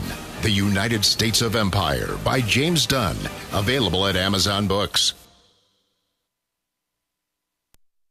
We have some good news. The indictments against Ross Ulbricht in the District of Maryland were dismissed with prejudice, meaning they can never be refiled. This is especially good because those indictments contain the only charge ever made that Ross engaged in murder for hire. This was a serious allegation that Ross Ulbricht denies. It was never prosecuted or ruled on by a jury, but was trumpeted by the federal government and the media as if it were proven fact. The Maryland court held these indictments for almost 5 years, poisoning Ross's case and leaving him under a cloud of unproven allegations.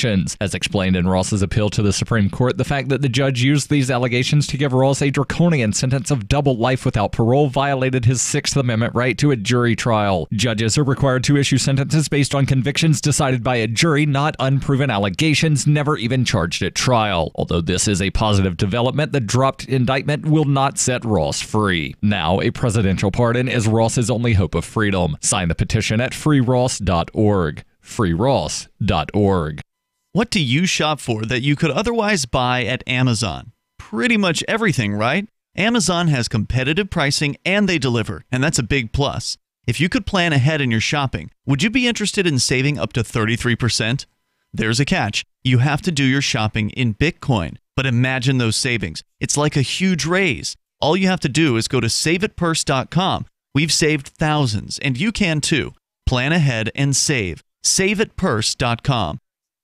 If you want to know the latest about Free Talk Live before we go on the air, all you need to decide is how you want it delivered. It's your choice. Visit news.freetalklive.com. You can get emailed announcements and participate in contests via our email updates list. Plus, we have a Twitter account that you can follow and a Facebook page where you can become a fan. So visit news.freetalklive.com to get news about Free Talk Live as soon as it's announced and the way you want it delivered at news.freetalklive.com. That's news.freetalklive.com.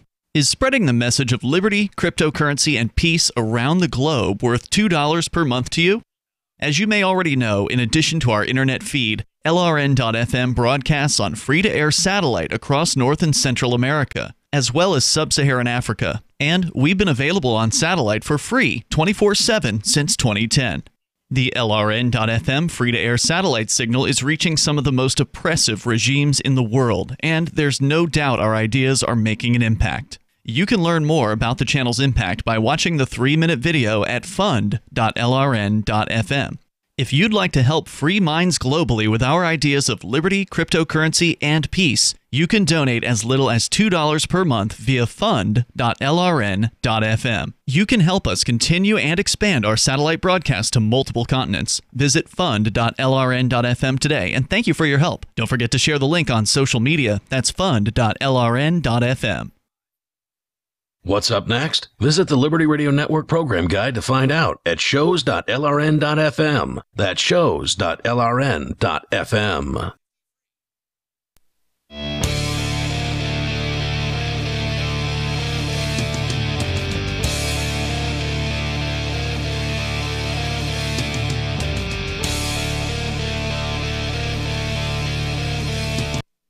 It is Free Talk Live, and you can bring up what you want here. Our toll-free number is 855-450-FREE. That's 855-450-3733. We've also got the Discord on-air call-in line rooms that are open and available to you over at discord.lrn.fm. You can bring up what you want. We got to talk about this Michael Bloomberg character. Unfortunately, he's back in the news. One of the worst mayors, in history. And there's a great story over at the Hit and Run blog over at Reason.com.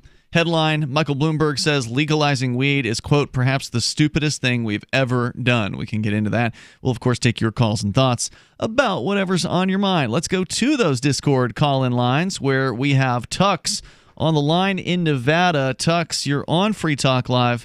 Go ahead. Hello. I was actually going to request that you guys wait a little bit longer, like 2 more minutes before you put me on. Okay, well, we don't have all night to wait. What's the reason for the holdup? I just can't speak now. Can you wait 2 more minutes? You can't speak now. Well, here's what you got to do. Call in when you're ready to get on the air. Thanks for the call tonight. Toll-free number is 855-450-FREE. So that's, you don't just get on and be like, oh, hold on, I need another 2 minutes. No, you call in when you're ready to go. That's how it works. It doesn't work like that. All right, here's the story. As he considers a 2020 run for the Democratic presidential nomination, former New York City Mayor Michael Bloomberg is continuing to defend his controversial positions on several issues. Speaking yesterday at the United States Naval Academy's Leadership Conference in Annapolis, Maryland, Bloomberg explained why he opposes marijuana legalization and still believes that stop and frisk was a good idea. You know what stop and frisk is? Yeah, it was awful. It was basically warrantless searches of people just by cops coming up to you on the street. This is the guy. Yeah. This was his program. Yep. Bloomberg's stances aren't anything new, but they're a good reminder that, as reasons Scott Shackford argued in October, the possible presidential candidate is no lover of liberty. Well, duh. Yeah. For one thing, Bloomberg remains vociferously opposed to weed, appearing to tie drug overdose deaths to marijuana legalization. Quote, last year in 2017, 72,000 Americans OD'd on drugs, he said. In 2018, more people than that are ODing on drugs, have OD'd on drugs, and today, incidentally, we're trying to legalize another addictive narcotic, which is perhaps the stupidest thing we've ever done. He declared, presumably talking about marijuana. He says, we've got to fight that. So he's either talking about marijuana or he's talking about mushrooms, and I doubt he's talking about mushrooms because mushrooms are only being proposed for medical purposes in the city of Denver, Colorado, and I think Oregon. So he's probably talking about weed there. And, of course, nobody ODs on cannabis. It doesn't happen. Yeah, I mean, I don't necessarily think that, like, the whole idea that we shouldn't try to minimize harm as a result of hard drug use, isn't necessarily a stance that, isn't legit. But when you start to use government to accomplish or to attempt to accomplish your mission, and it doesn't even work, it's kind of like, why? It's not... if the drug war worked... Why have a war on drugs? No. If the drug war worked, we would have there would be no more drugs, right? Like, I mean, it's not... Presumably. 30 years? How long is it supposed to take to get rid of the drugs? It's been since... Well, yeah, I guess you're right. The war on drugs supposedly started in the late 60s under Nixon or something like that? Yeah, late 60s, early 70s, something like that, yeah. So 50, years, basically. At least 30. I don't know exactly. I don't know exactly when we can. Well, you're older than 30, so it's been more than that. It's been since longer than I've been alive. Yeah. I know that. So 40, 50 years is big, and that's if you don't include the prohibition of cannabis, which started in the 30s. Oh, that's right. So you can go all the way back then. I don't even know. Yeah, I don't even know when you can. So I think there was different stages of it. There's the prohibition of alcohol and the prohibition of cannabis. Yeah, but the thing is, they made LSD illegal. The war on drugs being outlawed, and the war on drugs, I think they might have started at different times. Yes, so they did. So it might have been in the 80s or something like that when the war on drugs started. I thought it was Nixon that started the war on drugs. I don't know.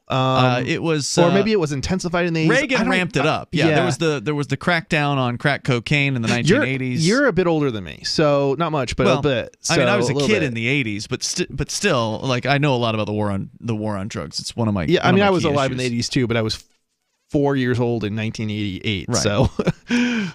So the thing he's saying here, citing the statistic of 72,000 Americans ODing on drugs, overdose on drugs, what he does not say in this particular claim, and I have not researched the claim, but it's, politicians, they don't tell the truth. Of course not. If they are telling you a partial truth, they're not telling you the whole truth because they don't want you to know about that.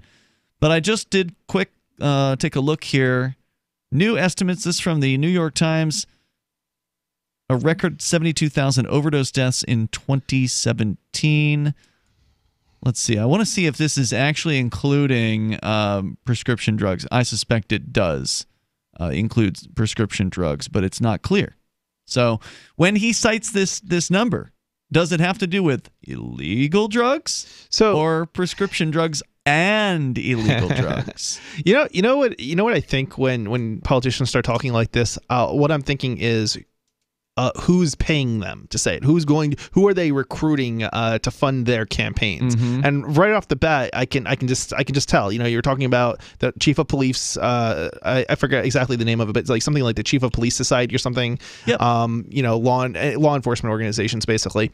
The drug industry, actually, because and I'm talking about like pharmaceutical industry, not the cannabis, the new cannabis industry, because the pharmaceutical industry isn't in that's not basically the other industry is basically cannibalizing the pharmaceutical industry to some degree. So they don't like it. So they're going to be probably anti legalization. Who else? I mean, there's probably not just law enforcement, but like the prison industrial complex. They are definitely against it. Yeah, I mean, there's all these different industries that are going to be funding his campaign by him coming out and saying this. And he's doing this. And if he was actually doing it, he's not doing it for the support. He's doing it for the money. In order to gain support, basically, to do a campaign. Because I don't think any politician would have any other reason at this point with the popularity. I mean, we had, what was it? Something to oppose marijuana. Right. I mean, what was it in New Hampshire? 90% of the House voted for legalization. That was a couple of years ago. Yeah. Yeah. I mean, when you have 90% of politicians voting for legalization, it kind of gives you an idea on why these politicians there would be politicians out there who would still be opposed to it. Because clearly they're benefiting the base. They're benefiting the customer base. I mean, or the customer base. The voting population is not. They're ready. I mean, we already know that statistically, if you from polls and things like that the population is for legalization. They want it overwhelmingly. So they want it. He's not doing it to get votes. He's doing it for the funding to then use that to get votes. And he's pandering to this, like you're saying, the police unions. He's pandering to the people who benefit from drug prohibition. And just hoping that he can, ride in and get the Democratic nomination while holding these positions. And I think you were right at what you said earlier. He just doesn't have a chance in hell of getting it. But that doesn't mean that we shouldn't talk about what he's saying. I think he's got a good chance of getting money for his campaign to run. But I think he's going to lose based off of the pop. I mean, there's a point in which the money doesn't work anymore, right? Like you can only get so far, no matter how much money you have, in terms of, if your positions don't align with the population, it doesn't matter how much money you have. You're going to lose if you're that against and he deserves the population. to lose. But that doesn't mean that we shouldn't tear his statements apart here. Oh, absolutely. Let's tear them apart. Why he is so wrong. In fact, Reason points out here that the CDC statistics show 72,000 people died of drug overdoses, but it's hard to see how that relates to marijuana legalization. Because, again, he just put it together in the same sentence. It doesn't have anything to do with one another. As pointed out in December at Reason.com, the Drug Enforcement Agency did not report any deaths from marijuana in the year 2017. So, 72,000 drug overdoses, 0 deaths from marijuana. There's more on the way. We can share more from the story here on this ridiculous man. The toll-free number is 855-450-FREE. Do you know anybody that actually still holds these opinions? I mean, they must be out there. If you hold the same opinions this Bloomberg guy does, feel free to get on the line with us here. This is Free Talk Live. Does your dog itch, scratch, stink, or shed like crazy? Come to Dynavite for help. Order a 90-day supply of Dynavite. Dynavite is nutrition. Pick up 2 bottles of Lico Chops, get the 3rd bottle free. New improved Lico Chops with omega-3, omega-6, vitamin E. And now, 6 extra direct-fed microbials. Even better for the digestive tract and immune system. Try Lico Chops. Buy 2, get 1 free. At Dynavite.com. DINOVITE.com. Are you a cryptocurrency advocate? The Crypto Tip is the ideal outreach tool to help new people discover cryptocurrency. It's a printable business card-sized tip that you can give to service providers, preferably in addition to a good cash tip. When the server scans the QR code, it'll bring up an explanation of cryptocurrency, how to install a wallet, and allow them to claim the tip. If they don't claim the crypto, you get your tip refunded to you after a time period you specify. Plus, if they do claim the tip, you get an email alert. Create as many tips as you want at cryptotip.org. That's cryptotip.org. A doctor's office visit for erectile dysfunction on my smartphone? That's crazy. No, that's thebestedpill.com. ED can affect 40% of men by age 40. Now there's a 95% less expensive option than Viagra. After a live confidential video consult with a fully licensed doctor, we ship medicines fast, free, and direct in discreet packaging. Read thousands of 5-star reviews. Click thebestedpill.com. That's THE bestedpill.com, the online doctor's office.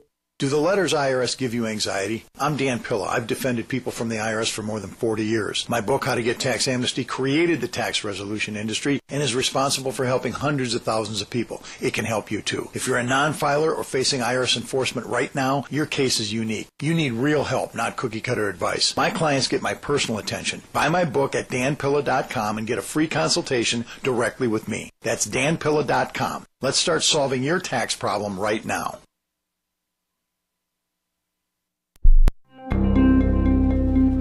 According to a groundbreaking study on anxiety disorders published this week in the New England Journal of Medicine, researchers have discovered that feelings of anxiety can be completely resolved as long as people think about them real hard.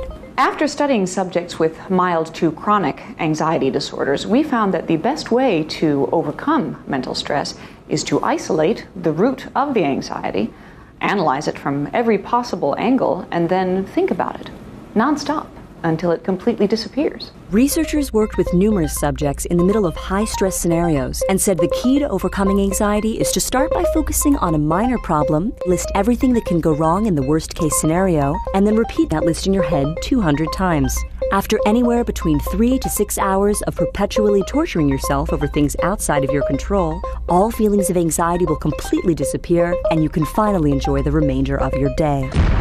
This is the Onion News Network. Some of you asked, and now we've delivered. LRN.FM's live Keene, New Hampshire studio shows are now streamed in HD on Twitch. Visit our channel at twitch.lrn.fm and give it a follow. If you have Amazon Prime, you get one free subscription on Twitch. If you use it on our channel, Twitch will give LRN.FM a monthly piece of your Prime subscription cost. So please watch, follow, share, and subscribe to twitch.lrn.fm. That's twitch.lrn.fm. Looking for a great real estate investment? Consider New Hampshire, which is ground zero for the Liberty Movement. Your first call should be to Mark Worden from Porcupine Real Estate. He's more than just a real estate agent. He's your New Hampshire concierge. Where are the best places to live? Do you want farm, city, the burbs, or forest? Do you want a duplex or multifamily building so that renters pay your mortgage? There are homes in all price ranges in New Hampshire, and Mark can help with financing too. Invest in liberty and property. Mark Worden can help. PorcupineRealEstate.com. Join the LRN.FM Discord for live chat 24/7 at discord.lrn.fm. That's discord.lrn.fm.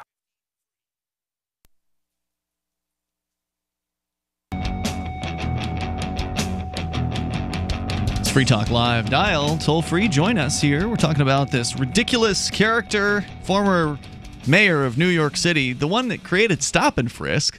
Michael Bloomberg is yammering about his opinions about marijuana, claiming that legalization of cannabis is the stupidest thing, perhaps the stupidest thing we've ever done, he says. It's Ian and Chris in the studio with you tonight. By the way, I want to say thanks. I'm trying to get caught up here because I was supposed to do a couple earlier this week and I forgot. But thank you to Jay, who is a Free Talk Live Silver Amplifier. That means that Jay is contributing $5 a month to our AMP program over at amp.freetalklive.com. And that's a way that you can help advertise, market, and promote Free Talk Live. So thank you to Jay for being one of our longest-running amplifiers. That's amp.freetalklive.com. As we continue here, so Bloomberg saying that 72,000 Americans have OD'd on drugs. In 2018, more people that are ODing on drugs have OD'd on drugs. And today, he says, incidentally, we're trying to legalize another addictive narcotic, which is perhaps the stupidest thing we've ever done. So it's a stupid idea to take peaceful people out of prison cells and give them a productive life again. That's a stupid idea. I mean, you have to be a monster at this day and age to actually take the position that this guy is taking. Almost nobody will call this show anymore and defend marijuana being illegal. It's getting harder and harder to find somebody who will actually speak like this man is speaking. That's because people are not afraid to call these people out anymore. I mean, and certainly not us. And the facts are there to just call them on the carpet and just prove them wrong instantaneously. The war on drugs used to really rely on ignorance. It used to, absolutely. It used to be, some cop would come in. You remember the DARE program, right? Oh, yeah. Some cop comes into a government school. Which actually increased drug use. There's some studies, I think, that show that, yeah. So, these cops come into school, they make all these outlandish claims, scare tactics, fear-mongering around drugs. They tell lies, and I think one of the reasons why it increased the use was because, like a young person would have been lied to about marijuana. Maybe they told the truth about heroin, but they did it all together, and so they disregarded that when they tried marijuana, they might find out, oh, well, that's not as bad of a thing as they said it was when I was in school, because they'll tell you, the official position of the federal government, marijuana is a Schedule I narcotic, which means that there's no prescribed medical use. There's no recognized medical use for this particular drug. And of course, what is it, 30-something states now have medical cannabis programs. So even the state governments disagree with the federal government, but they yet continue on with this idea that it is, one of the most dangerous drugs known to mankind. And so when you start telling young people that marijuana is just as dangerous as heroin, when they try marijuana for the first time, it's a gateway drug. Well, it's not even that either. Arguably, the whole prohibition is the gateway, because the government's own Institute of Medicine in 1999 did a study. They didn't want to find the results that they found, but the study the results were that they had to claim that the drug was not a gateway drug. Like they found marijuana is not a gateway drug. The gateway effect is because it's constantly sold in the underground marketplace, and so therefore it's frequently sold by people who, let's say, do want to push some other drugs on their customers. So they might offer heroin or cocaine or something else in addition to cannabis, and so therefore, since the customer's right there with the dealer, and otherwise they wouldn't have necessarily been in the same place together, they are then, the dealer has an incentive to get them hooked on this other product, basically, is the idea. Moreover, says Reason.com, numerous studies show that opioid addiction does not start with marijuana. For more on the gateway drug myth, you can read Jacob Sullum's comprehensive dive into the subject, and they have a link there in the story, and I'll put this story, by the way, up on our social media here in a little bit. But Bloomberg has long been ignorant when it comes to weed. In 2013, he called medical marijuana, quote, one of the greatest hoaxes of all time, unquote. Now, I wonder if Mr. Bloomberg has ever actually met a human being who uses cannabis as a medical purpose. I wonder if he's ever actually sat down and talked to one of them. Because, like I said, you'd have to be a monster to actually sit face-to-face across a desk like where we are right now, Chris, here in the studio, and to have somebody tell you that using cannabis helps end your seizures that you have every single day, multiple seizures every single day. Using cannabis oil, for some people, ends that entirely or reduces it down to once a month or something like that. And to have somebody who would say that to you, who you just don't believe that person? This person is, there was a guy that used to come into the cannabis hearings here in New Hampshire when they were considering having medical cannabis. And for years, I mean, they tried a few times before it actually finally made it through. So it took years for this to happen. This guy came in every time. Dude was a quadriplegic, if I recall correctly. Wow. Yeah. So he was one of those guys who had to steer himself in a wheelchair kind of with his face, basically. Yeah. And this dude came in and he testified in favor of. So he got out of his house, did whatever kind of pain in the butt kind of stuff he has to do to be able to leave his house and go to a place so he could appear in front of these state representatives and talk to them about this. And how you could watch somebody like that in a circumstance, a life circumstance like that, watch them testify on this issue and still vote against it. I mean, that's the attitude that this Bloomberg has, to just ignore all the evidence, to ignore all these people and say, oh, those are just hoaxers. Politicians are monsters. Yeah. I mean, they literally go out and murder people. Obviously they're not. They have with their own flunkies hands. do it. Yeah. Right, but they're doing it indirectly, and it's sick. It's sick. It's absolutely sick.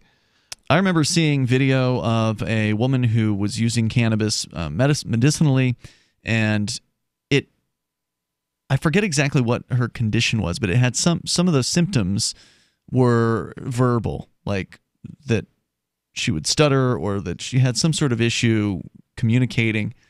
And one toke off of a pipe, smoked pipe of cannabis, one toke cleared up the symptoms for her, like instantly. Like it had no, this isn't somebody who's BSing. This is somebody who has a doctor's diagnosis for this problem that she has. That's not something somebody does to, get some marijuana because they want to get high. Look, you want to get marijuana and get high, there's plenty of it around. There's plenty of people who will sell you marijuana on the black market so you can get high. This woman had a problem. You can get it even if you're in the middle of nowhere. And it wasn't being addressed by the traditional medicine system. But cannabis solved it in one toke. Now you go and you watch somebody who is a recreational user of cannabis. Almost none of them stop at one. So if the claim is that, oh, well, you're a hoaxer. You're just trying to run a game. This is just a hoax. You just want to get high. Well, if that were true, why would she stop at one toke? Because that's all she needed as medicine. Because in order for her to get the medicinal effect of the drug, it only took one drag. And that was it. So why would she want to keep going? Because she wasn't doing it to get high, is the whole point. So I mean, there's just evidence upon evidence piled on top of evidence. And this guy still, in 2019, is saying that it's one of the greatest hoaxes. In 2015, he said, marijuana legalization is, quote, one of the stupider things that's happening across our country, unquote. Is stupider even a word? No. I didn't think so. I think he means dumbest things, but either way. To his credit, Bloomberg did announce in February of 2013 that people arrested for possession of small amounts of weed would be given an appearance ticket and released in New York City, rather than being locked up overnight. But this did not address the issue of the arrests themselves. In 2012, more than 40,000 people were arrested for low-level marijuana arrests in New York City. That's a lot of police time, isn't it? 40,000 arrests. Every one of them's got to get taken down to the station. Yeah. Fingerprinted, booked, charged, paperwork written, all of that stuff. That's all time those officers could have been looking for real criminals. Further, let's see, thousands of those arrests came courtesy of another controversial stance that Bloomberg defended yesterday: stop and frisk. Under that program, police would detain and search citizens based on a reasonable suspicion that they were armed. Though, as the New York Civil Liberties Union has noted, police recovered 729 firearms in 2012 due to stop and frisk. By contrast, more than 26,000 people were stopped on suspicion of alleged marijuana possession, leading to roughly 5,000 arrests for marijuana. And I don't think they're giving the number here, but I remember reading that this was used like 200,000 times in a year.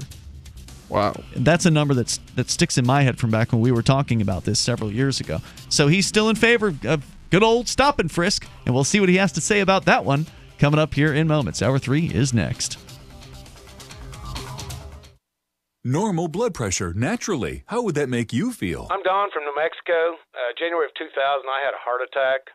Then my real health began going downhill. I had high blood pressure, diabetes, poor vision. I wasn't sleeping well. I was a mess. Don reports dramatic improvements with Heart and Body Extract. I started taking Heart and Body Extract. From within a few days, I started sleeping better. My blood pressure normalized. My diabetes normalized. My sleep improved. Experience these benefits and more when your body heals itself with the assistance of Heart and Body Extract. Order at hbextract.com or call 866-295-5305. That's hbextract.com or call 866-295-5305. And folks, I I did not expect this at all. By the 7th, 8th, and 9th day, I saw dramatic improvements from taking Heart and Body Extract. Heart and Body Extract comes with a 100% ironclad money-back guarantee. Details at hbextract.com or call 866-295-5305 for Heart and Body Extract. Are you tired of governments murdering people around the world? Stop using their money. There is an alternative. Bitcoin is a stateless, free market, non-political currency. Bitcoin cannot be inflated or controlled by any government. By using their money, you are helping the state. Stop doing it! You have an incredible alternative available now. Learn it, use it, spread it. Get started with Bitcoin at bitcoin.com. That's bitcoin.com. So you've heard all 3 hours of the latest episode of Free Talk Live, and you're still hungry for liberty-oriented audio content? Did you know that we have another 24/7 audio stream at LRN.FM? The Liberty Radio Network airs the latest episodes of some of the best liberty-oriented podcasts on the internet around the clock. In addition to recorded content, you'll also hear live shows like Free Talk Live, originating from our Keene, New Hampshire studio. So listen anytime at LRN.FM. That's LRN.FM. You're listening to the live edition of Free Talk Live. Hour number 3 is next after the news here on the Liberty Radio Network at LRN.FM. This is the Liberty Beat, your daily source for Liberty news and activist updates. Produced in partnership with SNLS News and listeners like you. Online at snls.news. I'm Mick Murrow with your weekend edition of the Liberty Beat for the week ending January 25th, 2019. Gold opened Friday at $1,285. Silver opened at $15.37. And Bitcoin is trading around $3,544. Today's prices are brought to you by InnoScale. Take off with Managed Cloud. Looking for a safe, secure way to store your important files online? Let InnoScale handle it for you. Their high-availability cloud servers are the perfect solution for clients needing one or more secure, scalable servers with built-in hardware failover protection. For details, see them online at innoscale.net. In the news, Roger Stone, the politically connected maverick who worked as an informal advisor to Donald Trump's presidential campaign, has been indicted as part of special counsel Robert Mueller's probe. Stone has been indicted on 7 counts in connection with Mueller's investigation, including 1 count of obstruction of an official proceeding, 5 counts of false statements, and 1 count of witness tampering. The Hill reports Stone was arrested in Fort Lauderdale, Florida. The indictment was filed in federal court in Washington, D.C. on Thursday and then sealed upon arrest on Friday. According to the indictment, Stone obstructed the investigations by the House Intelligence Committee and the FBI into Russian interference in the 2016 presidential election. Facebook plans to integrate its messaging services on Instagram, WhatsApp, and Facebook Messenger. While all 3 will remain standalone apps, at a much deeper level, there will be links so messages can travel between the different services. Facebook told the BBC it was at the start of a long process. The plan was first reported in the New York Times and is believed to be a personal project of Facebook founder Mark Zuckerberg. Once complete, the merger would mean that a Facebook user could communicate directly with someone who only has a WhatsApp account. This is currently impossible as the applications have no common core. The New York Times reports the work to merge the 3 elements has already begun and is expected to be complete by the end of 2019 or early next year. The Liberty Beat is sponsored in part by Barbed Botanicals, high-quality kratom and CBD at reasonable prices with excellent customer service. Barbed Botanicals is activist-owned and mission-driven, fighting for your right to consume plant-based medicine and natural remedies. Find out more at mybravebotanicals.com. And Liberty Beat listeners can save 10% on your purchase by using promo code SNLS. This is the Liberty Beat for the week ending January 25th, 2019. Find us online at snls.news. Your news now continues. Bayer AG unit Monsanto has asked a California judge in the litigation over its glyphosate-based weed killer, Roundup, allegedly causing cancer, to limit evidence by splitting an upcoming trial into 2 phases, a request previously successful with another judge. Reuters reports that Monsanto, in a previously unreported filing on January 15th, asked California Superior Court Judge Winifred Smith in Oakland to split a March trial by a California couple into 2 phases. Such a step would limit evidence the plaintiffs in the litigation consider crucial to their cases and described as critical to a jury last year, awarding $289 million in a similar case. Under the company's proposal, lawyers for Alva and Alberta Pilliod in the initial trial phase, would be barred from introducing evidence that the company allegedly attempted to influence regulators and manipulate public opinion. A hearing on the issue is scheduled for February 8th. A Southern California company is leading the way with a new innovation that makes getting marijuana and CBD products faster and more convenient. Fox 10 in Los Angeles reports that the world's first intelligent cannabis and CBD kiosk, known as Greenbox, is located at Herba Collective and Marina Caregivers dispensaries in Los Angeles. It caters to both recreational and medicinal users. Zach Johnson, CEO of Greenbox Robotics, says he came up with the idea while waiting in a long line at Herba Collective. He and his team spent more than a year developing the fully automated technology.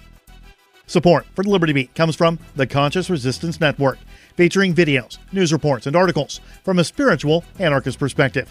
Experience the Conscious Resistance at theconsciousresistance.com. How would you like to have your business featured on the Liberty Beat? You can. It's easy. Just send an email to libertybeat@snls.news. This is the Liberty Beat, produced in partnership with SNLS News and listeners like you. The Liberty Beat, online at snls.news. I'm Mick Murrow, reporting for the Liberty Beat for the week ending January 25th, 2019. Reminding you, spread liberty with a smile.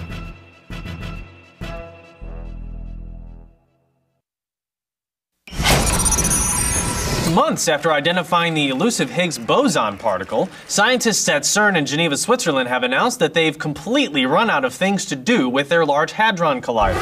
We've tried some time travel stuff, but it doesn't really work. Black holes, but we already know like a ton about those. Last week, we threw a bird in there. Honestly, we thought it would take way longer to find the Higgs boson. Director General of CERN, Rolf Dieter Hauer, told reporters that while they, quote, might be able to figure out some more about quarks or something, for the most part, his team has spent much of the past year throwing pennies into the machine and turning it on to see if the pennies come out smushed. We might just start building a larger hadron collider. Yeah, maybe a bigger collider for smaller hadrons or something. I don't know. CERN has announced on their website that if anyone out there has any fun ideas for experiments, you can email them to ideas@largehadroncollider.com. This is the Onion News Network.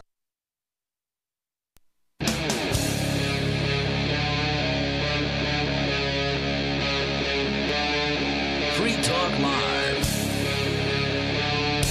It's Free Talk Live. You dial in toll free, take control of the airwaves here. Bring up anything that you want with you tonight. It's Ian. And Chris. Our number is 855-450-FREE. That's 855-450-3733. We've also got the Discord on-air call-in line rooms over at discord.lrn.fm, where you can call in and talk about anything that you want. But be sure you're ready to actually go on the air when you call the show. And like our last caller who thought he could just keep putting us on hold for 2 minutes, like, oh, just hang on, I'll be ready in 2 minutes. And then we picked up the phone. That was when I screened his call. Yeah. And I was like, oh, that's fine. We got 2 minutes left in the break, so whatever. That's no problem. You got 2 minutes.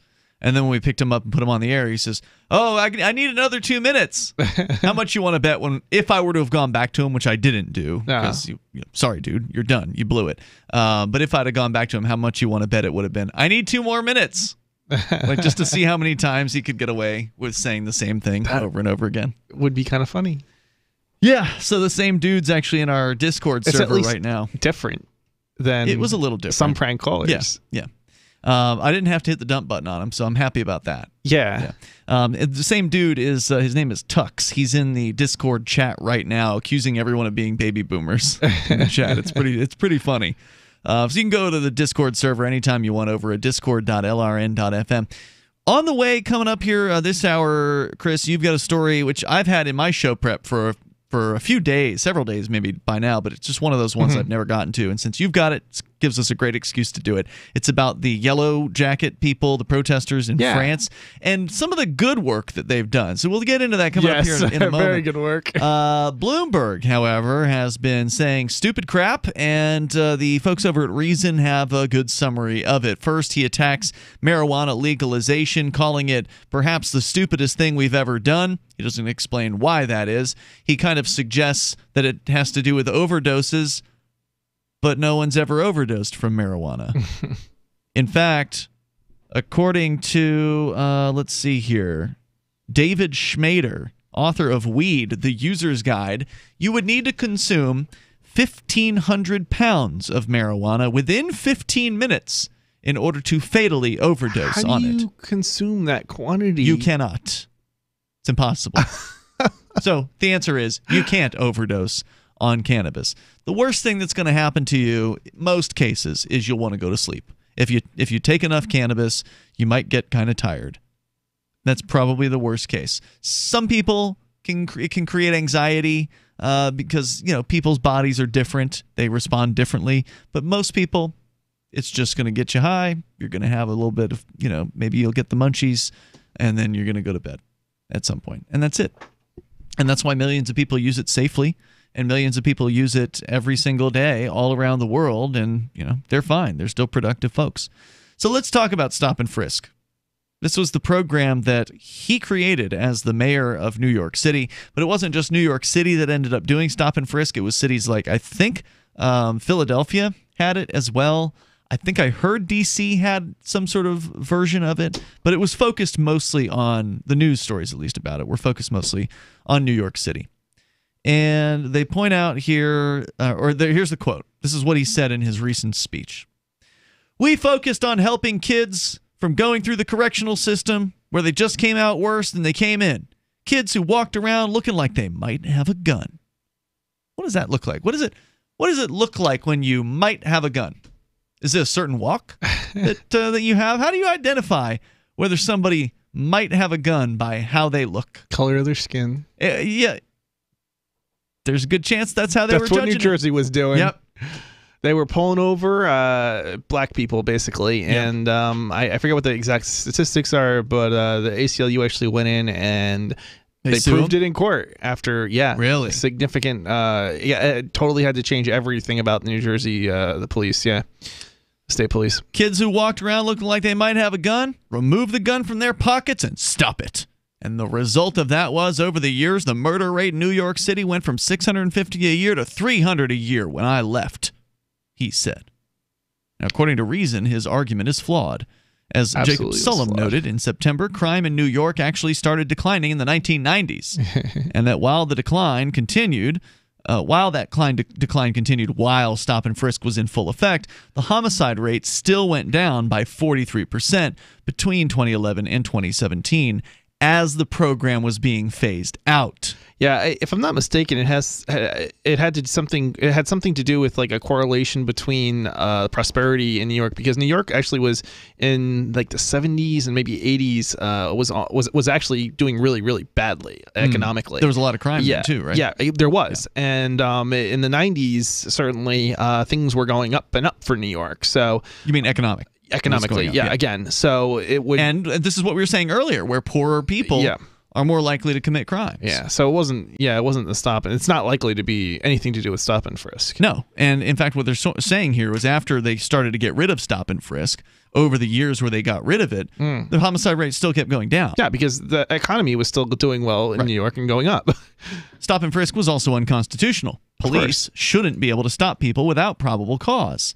And as a federal judge ruled in 2013, the program affected mostly innocent people and minorities. Quote, "Nearly 90% of the people stopped are released without the officer finding any basis for a summons or arrest," wrote then Judge Shira Schneidlin of the U.S. District Court for the Southern District of New York. She also said the New York City Police Department engaged in, quote, "a policy of indirect racial profiling by regularly stopping blacks and Hispanics who would not have been stopped if they were white." Yeah, you're supposed to have greater protections if you're walking down the street than if you're driving, say, a car. That's right. So the idea that, this was somehow legal was just bonkers. But even in a car, you still have the protection of, they can't just search you because they want to. If you are in a car, they still have to have probable cause or your permission. I believe it comes down to articulable suspicion in order to stop you and right, RAS, reasonable articulable suspicion that you would need to stop a person. But I don't believe you need that for search. You have to have probable cause for search, don't you? Yeah, I think they might need a warrant if you're walking down the street even. Because it's not like a car. In a car, they don't need a warrant. They just need articulable suspicion. I thought it was probable cause. It's RAS, isn't it reasonable? I'm not a lawyer, okay, so if somebody knows for sure. Isn't it reasonable articulable suspicion for the pullover, but probable cause to search? You might be right about that. I may be wrong as well. No, you might be right about that. Because you would need probable cause. See, it's up to the officer has to. They stop the car on suspicion, and then they try to gather information, that could lead them to have probable cause. So, if they stop you on suspicion of you've done something wrong or whatever, or you did do something wrong, like you blew through a stoplight or something like that, then they have a legitimate reason to pull you over. But as they have you pulled over, they're looking at your car, right? They got the flashlight out if it's at nighttime. They're looking around the back seat. They want to see if there's an open container of alcohol, maybe a bag of weed. Well, that would be articulable suspicion. That would be probable cause. It would be in plain view. That would probably. I think that's more like articulable suspicion, because it can't just be guts. It can't just be gut suspicion. I thought it was articulable suspicion, not. I don't know. I'm not sure anymore. Well, if you see a bag of marijuana in the back seat, that's not suspicion. That's probable cause for a search, because it looks like, to the officer's trained eyes, that it's a bag of marijuana. Now, it could be a bag of some other thing that looks like marijuana, but they at the very least have the excuse at that point. Yeah, they certainly don't need a warrant, is what it ultimately comes down to. If they see something in plain view. If they have something in plain view, they definitely wouldn't need a warrant. I think it might be the articulable suspicion. So like they have to be able to connect dots. Like you can't, it can't just be a gut feeling like, oh, he's black, so most likely he's part of a group that commits most crimes, therefore I can search him because there's a good chance he's going to come up with Here's a a crime. story from the lawdictionary.org. This is, I guess, regarding Black's dictionary. Anyway, reasonable suspicion is a standard established by the Supreme Court in 1968 in which it has ruled police officers should be allowed to stop and briefly detain a person if, based upon the officer's training and expertise, there's reason to believe the individual is engaging in criminal activity. The officer is given the opportunity to freeze the action by stepping in to investigate. Unlike probable cause that causes a reasonable person standard, reasonable suspicion is based on the standard of a reasonable police officer. Probable cause to search and seize evidence. We'll tell you a little bit more about what that is by comparison to reasonable suspicion, according to the Law Dictionary. Coming up here in moments, and you can share your calls and thoughts. Plus, we'll talk about disabling speeding cameras coming up. You want to know the 37 items you must have to survive a crisis? Then I've got some good news for you. Former CIA officer and New York Times best-selling author Jason Hansen is now giving listeners a free copy of his book, The Escape Bag Blueprint, 37 Items You Must Have to Survive a Crisis. You can claim your copy at freeescapebook.com. Don't delay. Jason reveals the guns, knives, flashlights, and water filters that could save your life in an economic collapse or grid-down event. Get your free book today, freeescapebook.com. freeescapebook.com. Bitcoin.com is delighted to announce their latest partnership with the gift card specialists at eGifter. With many of the world's leading brands on their roster, it is now easier than ever to get the gift cards of your favorite brands with Bitcoin Cash. To get started, just follow these simple steps. Visit giftcards.bitcoin.com, pick the gift card you want, follow the instructions on your screen, and make your payment using your Bitcoin Cash wallet. Sit tight and your gift card will be delivered to you as soon as it's ready. That's giftcards.bitcoin.com. There are basically two types of advertising, direct response and branding. Radio's great for direct response with its low cost to listener ratio, but audio can't be beat for branding, which is a longer-term endeavor. You want to be the first thing that someone thinks of when they think about your product or service. If you have a local business that you want kept top of mind in your community, call the station. If you need national reach, Free Talk Live's got around 200 radio stations, millions of monthly listening sessions, can suit all budgets, and if we don't think we're right for you, we'll tell you. Email me, Mark at freetalklive.com. Smart Cash is a peer-to-peer digital currency that is fast, secure, and easy to use. Smart Cash is building a foundation that can support daily transactions for people everywhere. One feature that sets Smart Cash apart is the Smart Hive governance model and how the community can vote to fund the best projects with block rewards stored in the Smart Hive project treasury. Unlike other cryptocurrencies with voting systems, Smart Cash allows everyone to participate. One smart equals one vote. Learn more at smartcash.cc. Since time began, tyrants have taken aim at personal liberties. Now there's a movie that aims back. The government has no more right to tell us what to put in our bodies than they have to take our guns or tell us what books we can read. 6 drug police were eaten by bears while raiding a marijuana farm. On your knees, you dirty hippies! Jesus. On your knees! What's the problem, officer? Today, many cops who enforce pot laws do so only because it provides them with cushy jobs, good benefits, and a chance to push people around. I was an undercover narcotics officer. The drug war is nothing but a farce. The Second Amendment says you got to keep you and your gat intact. Guns and Weed, The Road to Freedom. A film by Michael W. Dean and Nima Vadadi. DVD available now at gunsandweed.com or on Amazon.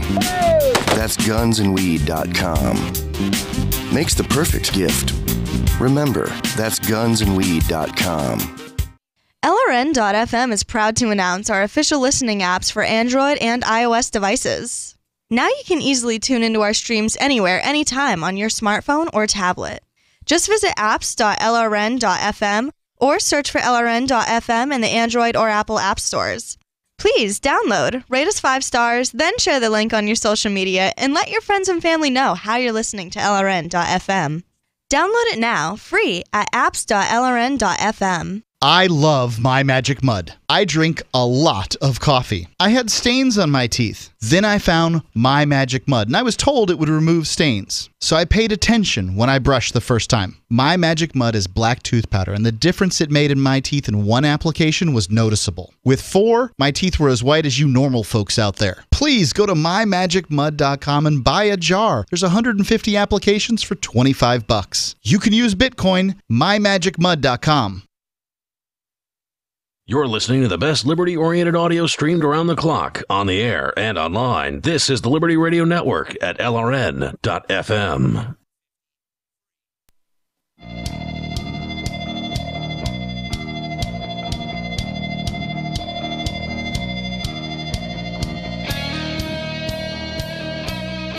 This is Free Talk Live. You can bring up whatever you want here.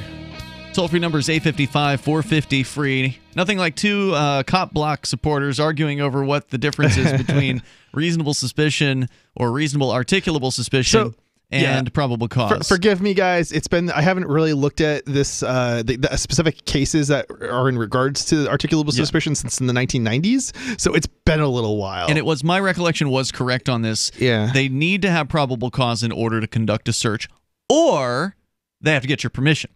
So those are their two options when they pull you over. Yeah, and so the whole reason why I keep feeling like it should be articulable suspicion has to do with the fact that there's a lower standard for a vehicle stop than there is, and if you're using the same word, probable cause, for either, whether you get a warrant or not, it just doesn't. It sounds like it's the same thing as required.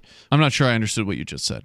So if it's a vehicle stop, there's a lower bar for. Right. Usually they have to have an actual violation of some sort that they've observed in order to stop you in the first place. They can't just pull you over. Yeah, but we're not black. even talking about that. We're talking about the search itself. Right. So okay, they've stopped you though for some ostensible reason, meaning that you had a light burnt out, tail light, or something like that, or at least they claim that. Right. So they've stopped you. Right. Now what? Yeah, well, I mean, this is the point at which the reason I feel like it's articulable suspicion, and again, I could be wrong, like it's been a long time, but it's because I explicitly remember that the way the judge ruled or whatever, it was they use the word, or the way it's legally explained is something to the effect of there's a lower bar for a vehicle search than there is for a normal to get a warrant search.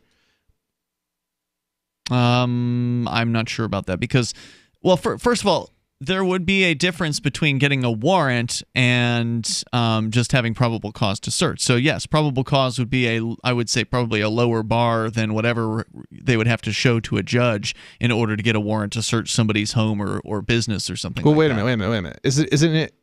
Maybe I'm totally mistaken and I'm just thinking of the wrong words here. But isn't it probable cause that you would need to show a judge in order to get the warrant? Yeah, you definitely would. But so wouldn't it be that's an extra step because you would then be in front of a judge. Cops don't have to have that. Maybe this is the lower standard you're thinking of because the cop on the side of the road can just make that decision based on supposed right. And I thought there was cause. a separate term, which was articulable suspicion for that search, as opposed to the probable cause that a judge would need for the warrant. No. It's probable cause. Anyway, according to flexyourrights.org, which is a great website. They've had a lot of good videos on how to handle police encounters. Well, let me share just a little bit of this with you here, Chris, and for everybody else. Yeah, absolutely. It's great information. I definitely, I mean, I don't necessarily know that there's going to be too much of a difference. It's just mostly the terminology and the specific words. Well, there's a big difference, at least in the concepts between probable cause and reasonable articulable suspicion. Let me finish with the lawdictionary.org on the difference between reasonable suspicion or reasonable articulable suspicion and probable cause to search and seize. So probable cause, so reasonable suspicion is the standard that the Supreme Court established on which an officer can stop and detain a person if, based on their training and experience, there's reason to believe the individual's engaging in criminal activity. So a classic example, you're walking down the street, he stops you and says, oh, you meet the description of a person who just robbed the Circle K around the corner. I need to make sure you're being detained while I investigate. That's reasonable suspiption. Now, a lot of times they just straight up lie and they make up the claim that somebody was robbed. But that's a factor of cops lying, and a whole other story. So the other point here, probable cause to search and seize evidence, according to the Law Dictionary, probable cause to search for evidence or to seize evidence requires that an officer is possessed of sufficient facts and circumstances. So facts and circumstances instead of just the suspicion of a crime being committed, as would lead a reasonable person to believe that evidence or contraband relating to criminal activity will be found in the location to be searched. As with an arrest, if an officer cannot articulate the facts forming the basis for probable cause, the search and seizure will not hold up in court. So they can't search based on a hunch. I feel they like have to do. I feel like I'm not totally wrong here, based on what you were reading there. They do need articulable suspicion. You're using the word reasonable, and the reasonable, I think, is a whole nother would be a whole nother standard. Yeah, usually it's all together. Usually the term is reasonable articulable suspicion. RAS is the term. I mean, like I said, articulable suspicion is the key word that I remember, and that's kind of what I feel like that's what they're saying there. But anyway. Yeah, but we're talking about probable cause, which isn't the same thing as suspicion. So probable cause, they have to have actual There's facts. a difference between a reasonable suspicion and articulable suspicion. All right, you're going to have to look that one up because I've always seen them referred to as one and the same. You're just talking about, the difference of somebody left a word out when they're writing the story. Well, that's what you're thinking, but I don't think that's actually the case. Like I said, you'll have to look it up and again, prove it. I'm going to require you to prove that. Honestly, if you're going to make the claim, I'm not going to, because I've done the research on this end. So please find out if there's a difference there. I'm not going to be going back and looking up all of the legal cases in order to determine that I am right or wrong. I'm just going to straight out say it. Well, all you have to do is just do a Google on it. If somebody wants to go and do it, that's up to them. But I'm just saying what my recollection is. So while police generally need a warrant to search you or your property, this is Flex Your Rights now, during a traffic stop, police only need probable cause to legally search your vehicle. Probable cause means police must have some facts or evidence to believe you're involved in criminal activity. In other words, an officer's hunch without evidence of illegal activity is not enough to legally search your car. Before searching, he must observe something real. So a common example of probable cause includes the sight or smell of contraband in plain view or plain smell. So as I said, if there's a bag of marijuana or some sort of leafy substance on the back seat that the officer can say, well, from my training, that appears to be a bag of marijuana, therefore I have probable cause to search, and he will go ahead and do that. See, that's articulable suspicion in my mind. But anyway, sorry, you're just wrong. It's not articulable suspicion, because articulable suspicion is your reason to stop a person and detain them in the first place. In the case of articulable suspicion in a traffic stop, that would have to do with them taking it to the next level. So, they have to have a reason to pull you over in the first place of you violated some sort of statute. Yeah, I don't disagree with that. Law, right. So then when you're talking with them, they may gain articulable suspicion with which to detain you further based on some of the things you say. Oh, I just came from the house on the corner that the officer knows is a crack house, or something like that. And he's like, all right, well, step out of the car. Because then they're going to continue to escalate the situation until they can find some sort of, get you to give permission to search or find some sort of probable cause to actually legally conduct a search in that case. So what we're talking about are different levels of the police getting involved in your business. I would love to see some, I would love to see some diagram of this all worked out. When you cross the different thresholds. Like all the different thresholds. It's. I'm not saying it's crystal clear. It's not. It's not crystal clear, and that's why I am unsure of exactly. Well, when in doubt, keep your mouth shut. As there's a couple of guys who are doing a really cool YouTube channel. They're not sponsors or anything like that. It's the Pot Brothers at Law. And they're doing the 1-minute pot tip of the day or something like that, where basically they stand there, they're doing like the selfie camera thing. They're older guys, like maybe 50s or 60s, and they're kind of like cool looking. They got like cool shades on, and they do these 1-minute tips where they just basically like half the tips are shut the F up is essentially what they keep telling their viewers. Like, you don't want to end up in handcuffs, shut the F up. Yeah. And so we'll continue here. If you don't want them to have probable cause on you, shut the F up and don't leave a bag of weed sitting in the back seat. There's more coming up here in moments. You can take control of the airwaves. This is Free Talk Live. You may need this herbal tea for relief right away, so write this down. DRMILLERS clinic.com. If you take meds, then suffer stomach distress, constipation, indigestion, acid reflux, and bloating, and nothing else helps, get Dr. Miller's Holy Tea or Super Holy Tea, a cleansing, detoxifying herbal tea now available at great rates direct from Dr. Miller's office. Call or click 888-660-7039 or DRMILLERS clinic.com.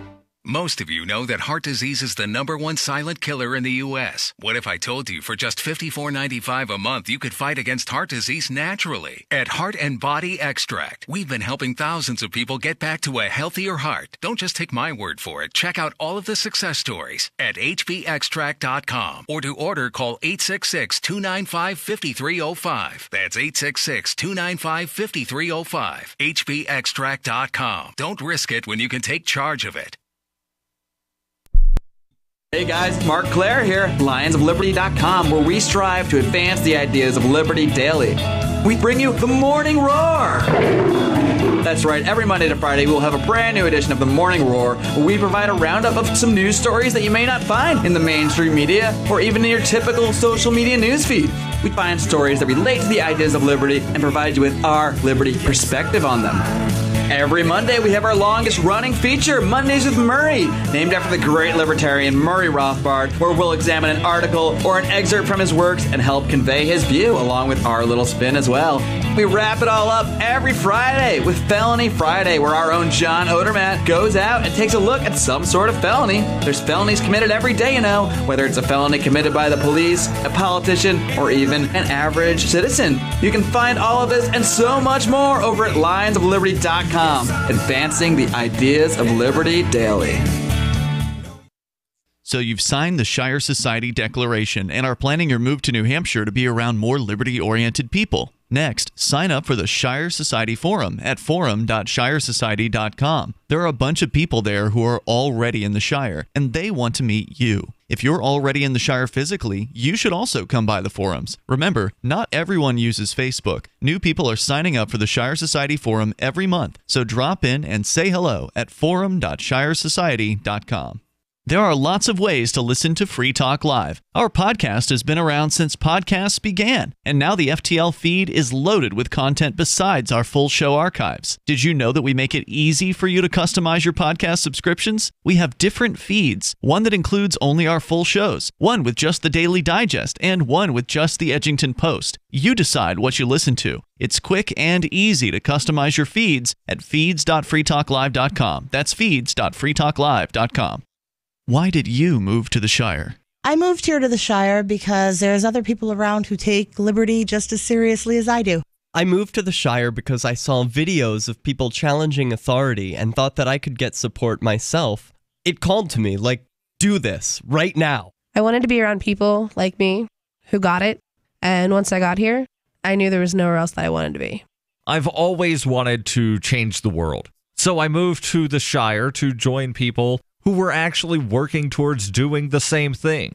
The people here are awesome, loving, and positive. It was for the adventure and for the feeling of something important is happening here, and I just wanted to come to sort of be part of that.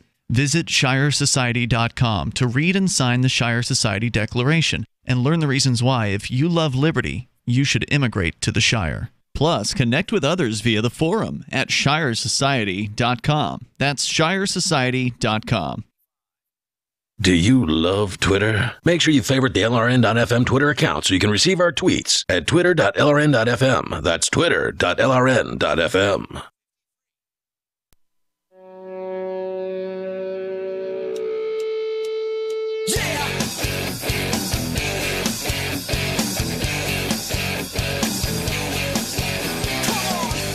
It's Free Talk Live.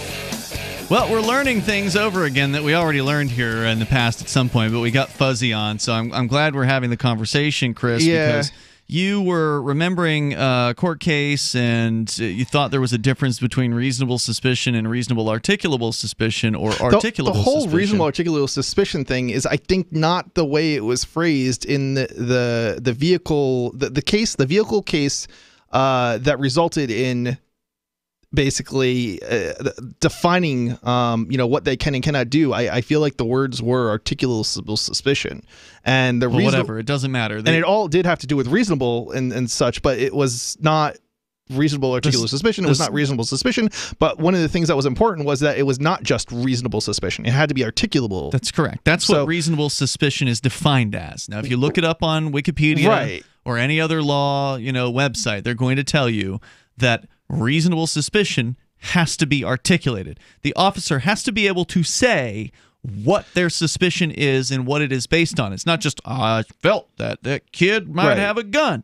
That's not reasonable articulable suspicion. Okay, and then the next question is how it relates to a specific a vehicle stop specifically. Mm-hmm. So is it defined as reasonable suspicion or reasonable articulable suspicion or articulable suspicion? Those are all the same thing, dude. That's what I'm trying to get you to understand. I follow what you're saying. Okay. But the question then is that what's required for the search? No. Or probable cause is required for searching a vehicle. Probable cause. It's a lower standard of probable cause, and that's kind of confusing because I thought there was a specific phrase that was being used. What is a lower standard of probable cause?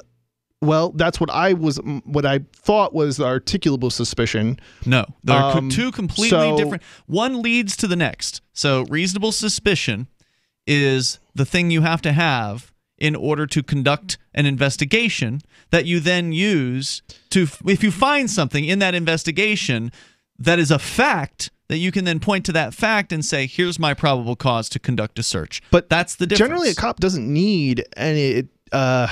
They don't need, I don't believe they need articulable suspicion to start an investigation. Well, a police can always investigate, right? Right. So an officer can do what's called a contact on the street. If they walk up to you and say, well, hello there, sir. And you can refuse How are them. you today? And isn't this a beautiful weather? A cop can say, and it's just as a human being can say anything that he wants to. That's called a contact. If you then are like, well, that's a great day. I just left the crack house on the corner. Then the cop's going to all of a sudden have reasonable suspicion to continue to, detain you at that point. Whereas if it's just a contact, you can leave anytime. And that's the thing. There's different requirements for detaining somebody. That's the requirement for detention is reasonable suspicion. It's different for a vehicle than it is for somebody who's in a vehicle than it is for somebody walking down the street. No, it's not. The difference is in a vehicle they have to have a reason, a legal violation to pull you over. I'm sorry. Place. For the search, it's different. There's a different standard. No.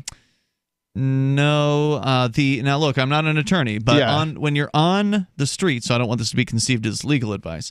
But when you're on the streets, and a cop comes up to you and has reasonable suspicion, like the claim that you match the description of somebody who just robbed a store, they may have the ability to conduct a they can carry detain pat you on you. That's what reasonable suspicion allows them to do, is to detain you.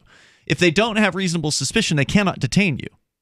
If they don't have reasonable suspicion, which is articulable, I feel like they can only ask a question. They need suspicion, but it doesn't have to be articulate. Yes, it does. That's what that's what I just told you about.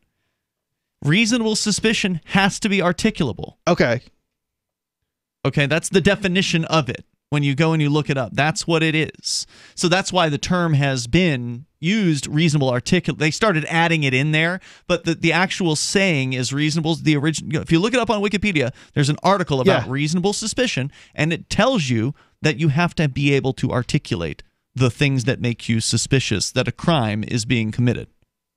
In this case, it would be he was somewhat balding, he was 35 years old, he was white, and he was in the vicinity of the store that was being robbed. That's the reasonable articulable suspicion. That's not enough for them to actually, search your backpack to see if you have a 12-pack of beer that you took in the robbery. That's not enough. they have to have probable cause to be able to search your backpack. Well, if you're give them permission. If you're on the street, they would need to get a warrant, I believe. Nope. Not if there's probable cause to search. No, if they have a fact that they believe that there's reason that you have something that is illegal, they can use probable cause in that case. I'm honestly not sure, but I believe that they need like a warrant. A warrant is a much more solid way of getting the ability to search a thing, right? So in that case, they would then, if they've been conducting an investigation on you for some time, they want to make sure that they've got a more rock solid way of conducting a search. I want to say they're supposed to. The judge gives them specific. They're supposed to make an arrest, and then they can conduct the search. If they arrest you in a car, they can definitely. But if you have like a backpack, they have to get the warrant for the backpack to conduct the search of the backpack. Whereas in a car, they wouldn't need that necessarily. So if you have a backpack and you say something to the officer like, "Oh, I just have a few beers in there," and you look under the age of 21, then they've got probable cause to search your backpack. If you don't say anything, but they might need a warrant. They might need to take that to a judge to get a warrant because they don't need to search it on the spot. And I guess we're not going to agree on this, so I think we should just move on. I'm telling you that the cops are going to be able to search your bag if you give them probable cause to do it in the moment. If you don't open your mouth in the vehicle, then they're not going to give. You're not going to give them. That sounds about right. But on the street, walking down the street, I want to say that they require more than at least in the vehicle. Even if I'm not right about exactly the details of it, I feel like there's still you have more protections walking down the street than you do in a vehicle. I think that's true. That's definitely true. That you do have more protections walking down the street than you do in a vehicle, because then they're going to claim that you're under whatever driver's rules and you have to consent to a DUI check and things like that. And there's all kinds of other rules that come into play there. Let's go to Marilyn. She's on in Georgia listening to WMCD. Go ahead, Marilyn. Hi. I was wondering about this wall, why they couldn't just put up a couple of fences, electric fences with barbed wire, razor wire at the top of it. That keeps our prisoners in the prisons here. Mm-hmm. So why couldn't they do that and it'd be a lot cheaper? Because they could cut it. Well, they can still cut through a wall anyway with the right tools. If they're going to have, I mean, a prisoner doesn't have access to the same tools that somebody that's on the street has access to. Yeah, that's a great point. So, I mean, It's still, if it's electrified, they can't cut it because they're going to get electrocuted. No, they just need to have rubber insulators to prevent themselves from getting electrocuted when they do cut it. Yeah, that's why a lot of tools have the rubber handles on them. Okay. I don't know a whole lot about it myself, but then the second point is why couldn't they use all this money that Obama wasted on all sorts of programs and all when he first got elected? Why can't they shut all those programs down and use the money that was given to them? Well, because most of the government programs were still there under Bush, and so these guys that are in that are in Washington D.C., they are not actually interested in making the government smaller. So they're not going to actually close any of the programs. I mean, the government just keeps getting bigger, whether it's Republicans or Democrats. Wasted money, and Yeah, but it was that way under Bush. Find out why teenagers smoke or something like that. I mean, there was crazy stuff. Oh, there's always some kind of crazy programs that the government is running, some stupid grants that they hand out to colleges to conduct these research programs that you're talking about. But those weren't unique to Barack Obama. You know that, right? Like those happened under Bush, happened under Clinton, happened under Bush, happened under Reagan, it happened under Carter. I mean, this is what government does. They take the money from you by force and they waste it. It just seems like if they quit wasting the money, they'd have the money they need to build the wall. But you understand they'll waste money on the wall, too. That's just what they do. Oh, well. And then you've got another problem, Marilyn. And if you want to talk about it, you can hang on. We'll bring you back for it here. You got another problem, which is if you get a wall, then guess what you get also? A police state. And we were just talking about what it's like in a police state, having to deal with reasonable suspicion and probable cause and unlicensed or unauthorized stops just because you look suspicious. Is that what you want? Hello, I'm Mike Lindell, the inventor of MyPillow, and like all of you out there, I had problems sleeping. Pillows would go flat, I would flip-flop all night long, I would wake up with a sore neck, maybe a headache, or feel like I needed a nap even though I slept 8 hours. When I invented MyPillow, I wanted it to where you can move the patented fill to give you the exact support you need as an individual, regardless of sleep position. MyPillow will get you into that deep sleep faster, and you will stay there longer. It's not about how much time we spend in bed, it's about how much of that quality sleep we get. I do all of my own manufacturing right here in the United States. I have a 10-year warranty. You can wash and dry MyPillow, and I give you a 60-day money-back guarantee, so you have nothing to lose. And here's Mike's best offer ever. MyPillow is now offering 50% off their 4-pack special plus free shipping. Go to MyPillow.com or call 800-951-5617 and use promo code FTL. That's 50% off plus free shipping. Don't delay. Order now. Know someone with a drinking or drug problem? Learn how to get sober after we share these stories. I was 35 with 2 beautiful children when my life and addiction started to spiral out of control. After my divorce, I went into a depression cycle and started drinking more often and using prescription drugs. After my second DWI and arrest, my ex-husband threatened to take our children away from me. I was 17 when I became addicted to heroin and meth. I thought I could quit on my own, but I couldn't. It hit me when I was arrested. Get sober now. Your private insurance may cover costs and we'll get you here. It's simple. Just call Elite Rehab Placement right now. Please don't wait. Your life matters to us. 800-213-9264. 800-213-9264. 800-213-9264. Call right now before it's too late. 800-213-9264.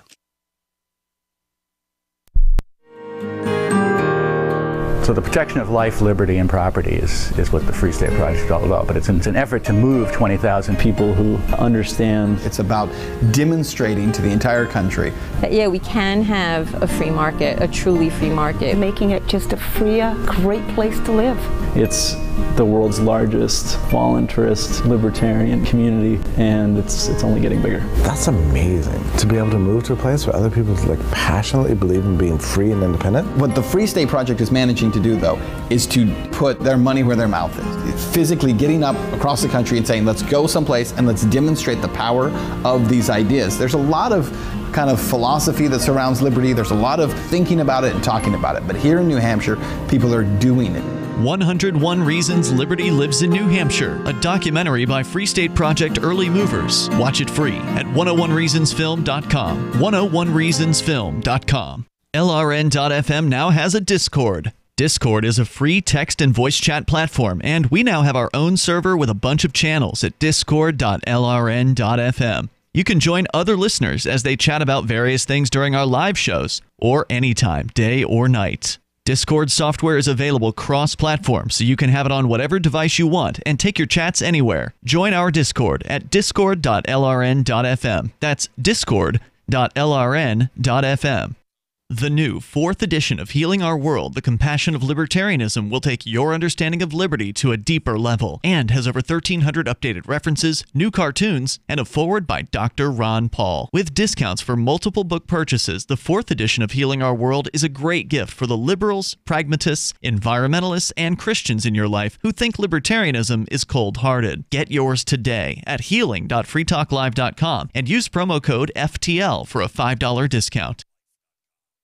You can put the Liberty Radio Network on the air in your area. Visit broadcast.lrn.fm to learn how. Broadcast.lrn.fm.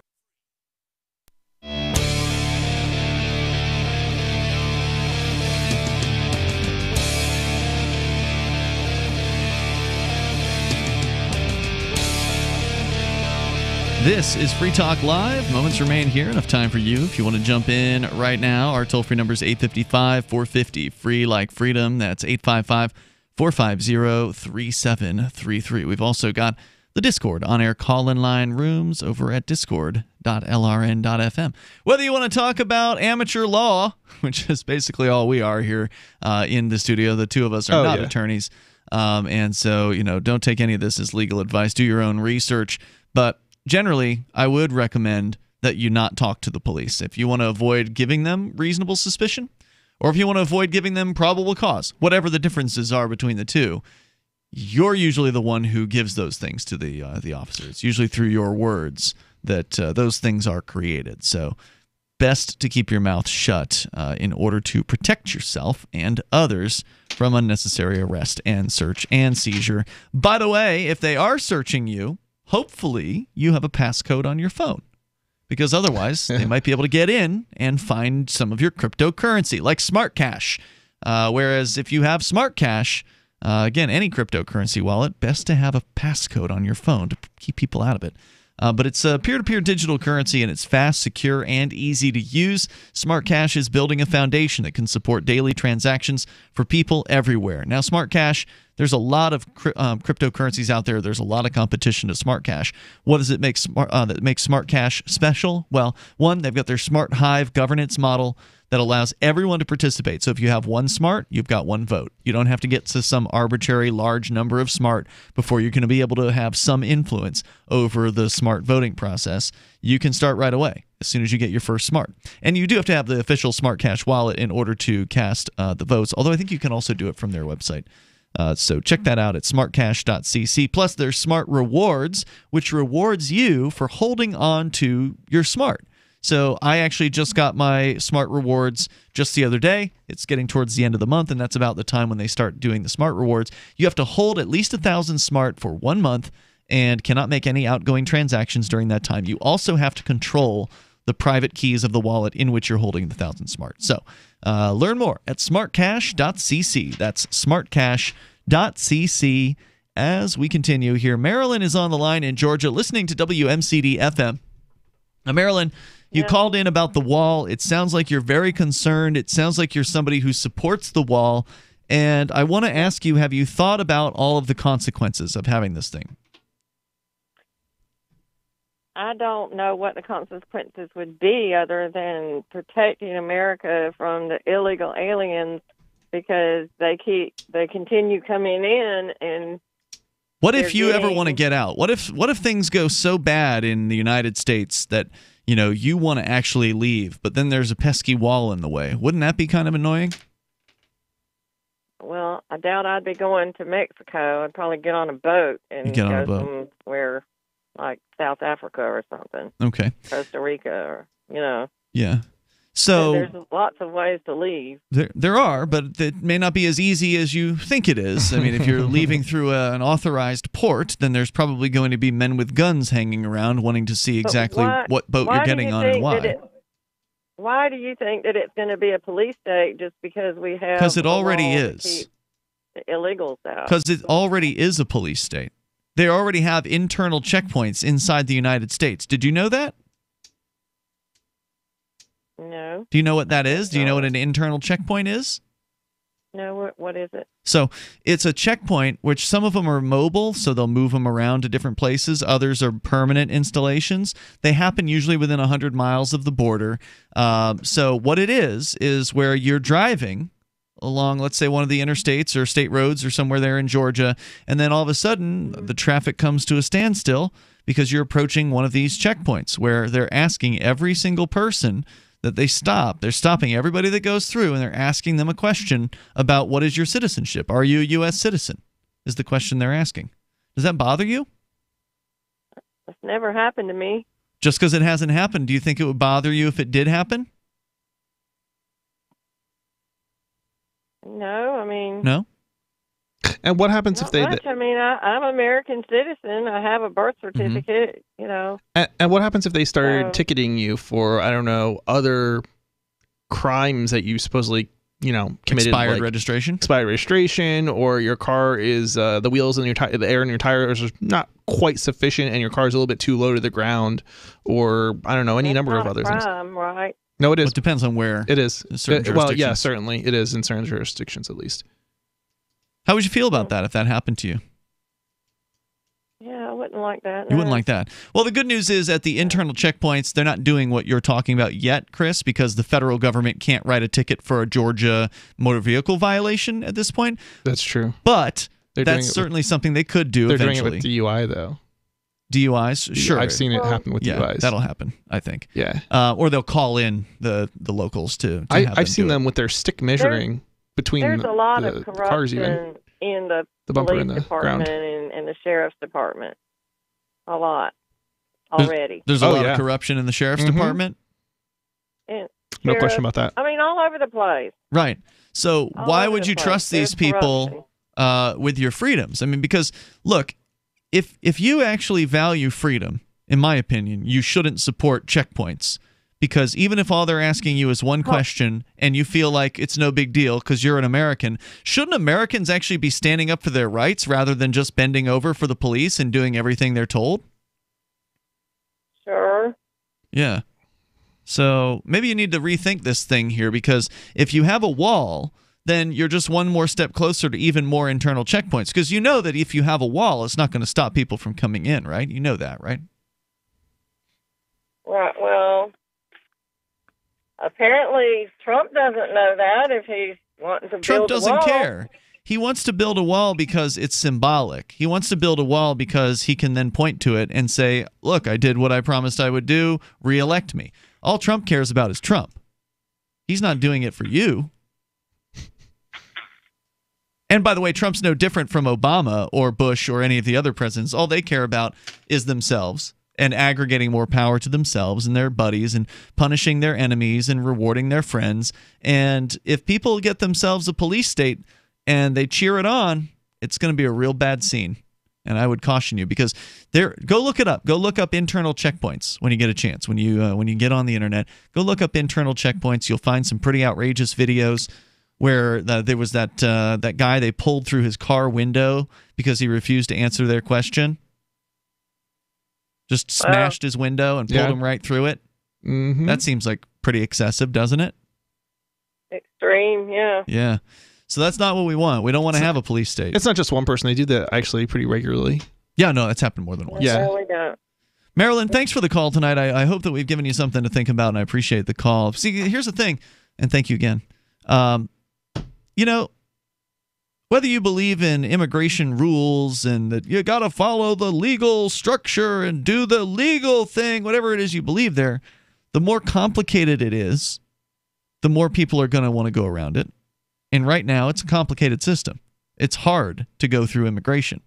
And I don't speak that from experience. I only speak it from other people who I've known, like Will Coley. Well, didn't you have issues with immigration? I've never tried to immigrate into another country. Not immigration, but going from one country to another. So, yeah, Canada turned me away because I've got some criminal, nonviolent criminal convictions on my record. But I'm talking about people, trying to make a move. Yeah, I mean, I guess the point that I was trying to make though with that was simply that even if you're a U.S. citizen, you can be prevented from, going from one place to another. Sure. Yeah, absolutely. And that's what we don't want. If you want to have the freedom to travel within the United States, if you care about freedom, then you need to be against the immigration crackdowns. Because if you're in favor of the immigration crackdowns, then you're basically saying you don't believe in freedom. Because if you don't believe in freedom for those people over there, whether it's across an imaginary line in the sand or it's across an ocean, if you don't believe in freedom for those people, then why should you have it? Why should you be the one that deserves freedom if you're not willing to grant it or to allow it to be had by other people? This is like one of the keys, to freedom and to liberty, is you have to be willing to allow other people who you don't know, who might be kind of weird or kind of scary or ugly or, whatever, different from you. They look different from you. They believe differently from you. You have to allow those people to have the same amount of freedom that you want. Now, if you don't actually want freedom and you don't care about freedom, well, then just admit it and just, embrace statism, embrace being a total control freak, and just argue for that. There's plenty of people like that out there. So, out of time for tonight. There's more to say, I think, about warrants and searches and probable cause. Check out Flex Your Rights. They do good work on that particular topic. They got some great videos. I highly recommend you watch them. They're free on the internet, so check those out. And check out Chris on his website, thinkpenguin.com and freedomdecrypted.com, your new video show. See you tomorrow. If you're looking for work, it's a process of elimination, and you're trying not to be eliminated. So here's a tip for making the cut, and this might seem subtle, but to the person interviewing you, it's not. There is a world of difference between applicants who convey, "I need a job," and those who simply ooze, "I want to work," especially in these lean times when many you're competing with will seem desperate in "I'll take anything" mode. If you convey specific interest in this job at this company, you will be conspicuous. Thus, the value of going to school on the company you're applying to before the interview. With money and attention so tight now, effective communication skills have never been more important. For more tips for job seekers and everyone else, hit survivalspeech.com. I'm Holland Cook. Cell 411 is a free app for Android and iOS that replaces government-controlled 911.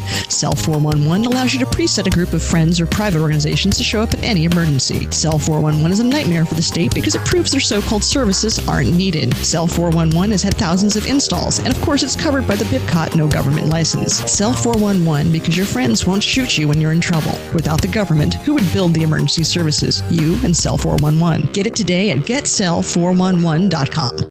The LRN.FM social media channels have been revamped. We've eliminated Facebook and focused on other platforms like Twitter and Mastodon, the decentralized alternative to Twitter. On our accounts, you'll find posts from multiple LRN.FM show hosts together in one place. Follow us on Twitter at twitter.lrn.fm, or better yet, move to the decentralized Mastodon social media platform at toot.lrn.fm, toot.lrn.fm.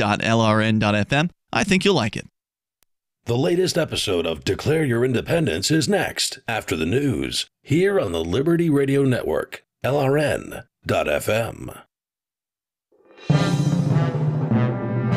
This is the Liberty Beat, your daily source for Liberty news and activist updates. Produced in partnership with SNLS News and listeners like you. Online at snls.news. I'm Mick Murrow with your weekend edition of the Liberty Beat for the week ending January 25th, 2019. Gold opened Friday at $1,285. Silver opened at $15.37. And Bitcoin is trading around $3,544. Today's prices are brought to you by InnoScale. Take off with Managed Cloud. Looking for a safe, secure way to store your important files online? Let InnoScale handle it for you. Their high-availability cloud servers are the perfect solution for clients needing one or more secure, scalable servers with built-in hardware failover protection. For details, see them online at innoscale.net. In the news, Roger Stone, the politically connected maverick who worked as an informal advisor to Donald Trump's presidential campaign, has been indicted as part of special counsel Robert Mueller's probe. Stone has been indicted on 7 counts in connection with Mueller's investigation, including 1 count of obstruction of an official proceeding, 5 counts of false statements, and 1 count of witness tampering. The Hill reports Stone was arrested in Fort Lauderdale, Florida. The indictment was filed in federal court in Washington, D.C. on Thursday and then sealed upon arrest on Friday. According to the indictment, Stone obstructed the investigations by the House Intelligence Committee and the FBI into Russian interference in the 2016 presidential election. Facebook plans to integrate its messaging services on Instagram, WhatsApp, and Facebook Messenger. While all 3 will remain standalone apps, at a much deeper level, there will be links so messages can travel between the different services. Facebook told the BBC it was at the start of a long process. The plan was first reported in the New York Times and is believed to be a personal project of Facebook founder Mark Zuckerberg. Once complete, the merger would mean that a Facebook user could communicate directly with someone who only has a WhatsApp account. This is currently impossible as the applications have no common core. The New York Times reports the work to merge the 3 elements has already begun and is expected to be complete by the end of 2019 or early next year. The Liberty Beat is sponsored in part by Barbed Botanicals, high-quality kratom and CBD at reasonable prices with excellent customer service. Barbed Botanicals is activist-owned and mission-driven, fighting for your right to consume plant-based medicine and natural remedies. Find out more at mybrabebotanicals.com. And Liberty Beat listeners can save 10% on your purchase by using promo code SNLS. This is the Liberty Beat for the week ending January 25th, 2019. Find us online at snls.news. Your news now continues. Bayer AG unit Monsanto has asked a California judge in the litigation over its glyphosate-based weed killer, Roundup, allegedly causing cancer, to limit evidence by splitting an upcoming trial into 2 phases, a request previously successful with another judge. Reuters reports that Monsanto, in a previously unreported filing on January 15th, asked California Superior Court Judge Winifred Smith in Oakland to split a March trial by a California couple into 2 phases. Such a step would limit evidence the plaintiffs in the litigation consider crucial to their cases and described as critical to a jury last year, awarding $289 million in a similar case. Under the company's proposal, lawyers for Alva and Alberta Piliad in the initial trial phase would be barred from introducing evidence that the company allegedly attempted to influence regulators and manipulate public opinion. A hearing on the issue is scheduled for February 8th. A Southern California company is leading the way with a new innovation that makes getting marijuana and CBD products faster and more convenient. Fox 10 in Los Angeles reports that the world's first intelligent cannabis and CBD kiosk, known as Greenbox, is located at Herba Collective and Marina Caregivers Dispensaries in Los Angeles. It caters to both recreational and medicinal users. Zach Johnson, CEO of Greenbox Robotics, says he came up with the idea while waiting in a long line at Herba Collective. He and his team spent more than a year developing the fully automated technology. Support for the Liberty Beat comes from the Conscious Resistance Network, featuring videos, news reports, and articles from a spiritual anarchist perspective. Experience the Conscious Resistance at theconsciousresistance.com. How would you like to have your business featured on the Liberty Beat? You can. It's easy. Just send an email to libertybeat@snls.news. This is the Liberty Beat, produced in partnership with SNLS News and listeners like you. The Liberty Beat, online at snls.news. I'm Mick Murrow, reporting for the Liberty Beat for the week ending January 25th, 2019. Reminding you, spread liberty with a smile.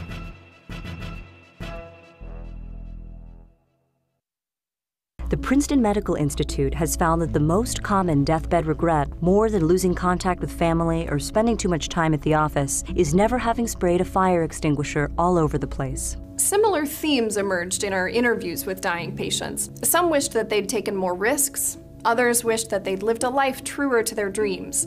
But almost every single person surveyed, regardless of their age or circumstance, said that their most significant regret was never having grabbed a fire extinguisher off a wall and blasted it around a room until it ran out of foam.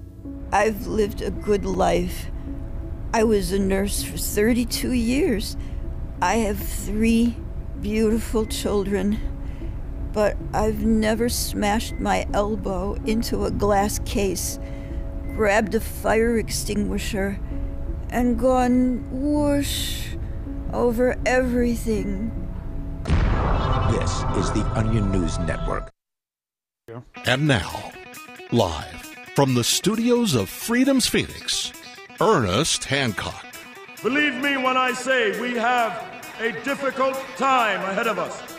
But if we are to be prepared for it, we must first shed our fear of it. I stand here without fear because I remember that I am here not because of the path that lies before me, but because of the path that lies behind me. I remember that for 100 years we have fought these machines. And after a century of war, I remember that which matters most. We are still here! Today, let us make them remember. We are not afraid!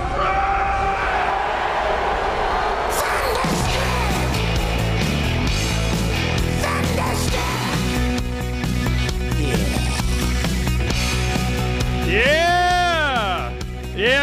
Unafeared here and declare your independence from me, Ernest Hancock, here in Phoenix, Arizona, from the BEAU beautiful studios of Phoenix with an S, PhoenixPhoenix.com. All right, this is what we're doing today. Patrick Wood is coming on to make sure that we understand this about that. He has a new book coming out, Technocracy, The Hard Road to the World Order. And the hard road to world order. Well, it's going to be a hard road. There is a lot of stuff that I want to talk with him today. We have him for an hour, and we're going to try and pack it in. The first Saturday in March, I just confirmed with Terry Major. He's running the Breakfast Club now.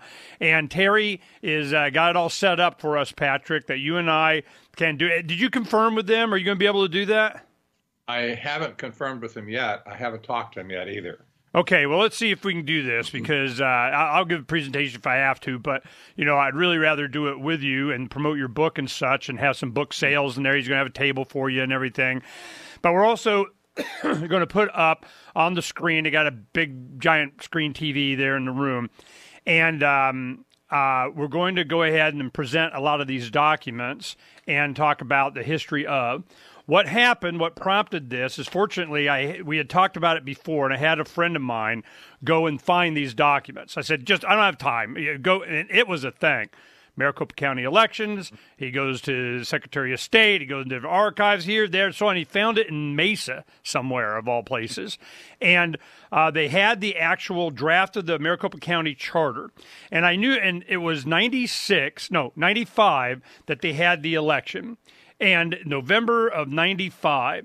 Now, what they had done is they set up this charter, home rule, to where they can rule the planet and everything, county by county. After they had the Rio Kyoto Treaty of Environmental We Rule You thing, the Soviet Union falls, the Green Cross comes out with Mikhail Gorbachev at the Presidio, the UN kind of starts taking it over, we're all going to take over the world via environmentalism.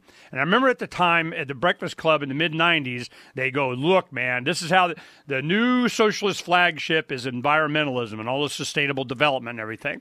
All this stuff that you've been hearing about, sustainable development, it has legs. It goes way back. And I remember this. There were watermelons, green on the outside, red in the middle. That's where I first started hearing this stuff. So what happened is they got really full of themselves. When Bush said New World Order, freaking gas pedal got punched. They stood on it. Woohoo! He said it. Here we go. And they had a bunch of sycophants that were ready to do it. The home rule thing was them creating the infrastructure for it. And there's a bunch of other stuff that I'm sure we'll talk about. What I want to get into today is the main thing of the draft, this Maricopa County Charter thing. If you look in there, it's a ho-hum-drum, but basically this. One, they created a new level of legislative power of government called the county. Man, it was just another layer of bureaucracy. However, they could sneak that in as benign as they could make it. But it had legislative power, it had a revenue stream, it had a budget, and that's where it starts. Here we go. And it was all in part with this whole thing that everybody, the only reason I could really see what was going on was because of your book in the late 70s. If you became an activist, you're a young guy starting off in the late 80s, 90s, man, you need to know about these trilateral guys, really. As I get older, later, just in the last 5 years or so, we had, at the request of Karen Johnson, which is an Arizona State senator, Republican, good woman. I've known her for a long time. She's one of the rare few, at least knows what you're talking about, and she, had it in for big government. She was the one that recommended that we talk to you. When I found out that all that conspiratorial, tinfoil hat stuff and everything, came out being true, and that you were the one that broke all this back in the day. During that time, you came out, all of a sudden, you've been living down here in the valley, with us. I'm like, what the hell where you been, man? So the first thing I want to do is, kind of get the background of a lot of this stuff, and you're starting to come to the front of mind of guys like James Corbett and Richard Grove, and all these guys have been doing this research, and then find what a resource you are. Now, that time between you writing a book to like late 80s and certainly most of the 90s and so on, where were you? Where was I? Yeah. Well, there's something called a life, raising children, stuff like that. And that's where I was. Basically, I was still following things, but because I had to earn an income for my family, I had to pay attention to that. Well, what were you doing? Well, I was in the IT industry. I, one circumstance or another, gotten into the computer industry, and I ran a network integration company in the 80s and 90s, software development, putting networks together for companies here in the Valley. And, it provided good income. It was also a lot of fun, I have to say. But it also gave me a background in technology that served me so well now in the last 10 years, Ernie, because of that, I can read and interpret all kinds of things from the scientific front that I probably would not have been able to without that career. Well, I'm wondering, during all of this time, what was it that triggered you to come back? You're like, here we go. Well, and Derek, if you're listening, the stream video I don't see, but it looks like we're still streaming. Yeah, okay. I'm sorry, go ahead. Well, there was a couple of triggers. I was still doing my own work and research on the side all through that time, but when Anthony Sutton passed in 2002, he wasn't that old, but I guess he had enough health problems, whatever, that it caught up with him, and he passed. And I did a little bit of research after that to find out what happened to his research. Like he had, truckloads of boxes and stuff that he collected over the decades. World-class researcher that he was. He worked for Stanford University for several years as a research fellow. And I discovered that his research had been lost completely because he basically died broke, and he had stored all of his research boxes, which are precious to him. He'd stored them in a mini storage. And guess what? He missed the payments on the mini storage. Oh. That made my heart drop. And all of his stuff went to the dump in Sparks, Nevada. It's like, oh my gosh, it was all gone. And there really wasn't anything left. Well, you see, the problem with that was I had duplicate research. And I was the only one on the planet that had duplicate research. You see, that puts a little pressure on a guy, doesn't it? Yeah. You just can't sit there on it and not do anything with it. So with Tony gone, I figured, well, I got to step up to the plate, pick up the research trail again, and go for it. Well, did you archive the original research? Well, I had the records that I had along the way mostly were on the Trilateral Commission, of course. Yeah, well, still, this is all these guys. That's what they, we're going to talk about that for this very reason. Audience sick of me talking about IPFS, but this is exactly why. Exactly. And in the break, those of you on the stream from freedomsphoenix.com, go to the top left there, scroll down a little bit, you'll see the live stream. I'm going to tell from the third letter of Captain Mark. The Crown's observation conditions us to be dishonest with ourselves. Therefore, constant surveillance produces a society of constant deception. Honest communication is the seed of civilized conduct. To deny us this seed is to deny us its fruits. But the Crown's primary objective is to stifle free thought itself, to make its subjects incapable of dissent.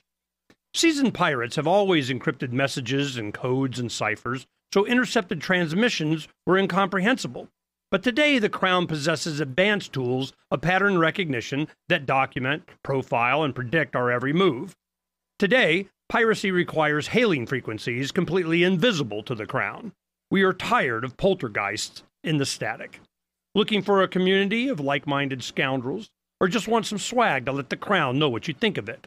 Join the conversation at pirateswithoutborders.com. The Free State Project has reached its goal of 20,000 liberty lovers who've pledged to move to New Hampshire and get active to achieve liberty in our lifetime.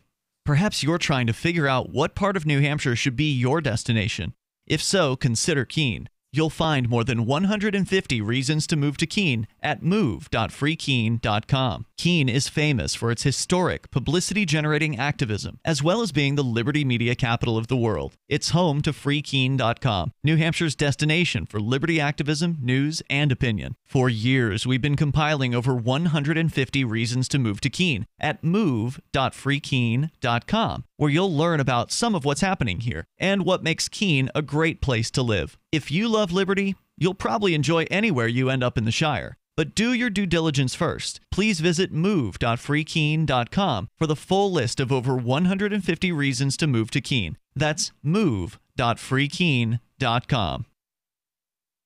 There are basically two types of advertising: direct response and branding. Radio's great for direct response with its low cost to listener ratio, but audio can't be beat for branding, which is a longer-term endeavor. You want to be the first thing that someone thinks of when they think about your product or service. If you have a local business that you want kept top of mind in your community, call the station. If you need national reach, Free Talk Live's got around 200 radio stations, millions of monthly listening sessions, can suit all budgets, and if we don't think we're right for you, we'll tell you.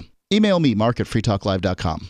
Did you know we've taken our LRN.FM telephone listen line to a new level with the LRN.FM audio on demand line? Now you can call 712-770-8447 anytime and listen to LRN.FM's live feed. And you can listen to a bunch of our original shows on demand. Long distance fees may apply. Just dial 712-770-8447 and choose from the menu. 712-770-8447. This is Michael Dean from the Freedom Fiends. I've run websites since 1996 and have used over a dozen web hosts in that time. AgristHosting.com is the only one that hasn't broken my heart.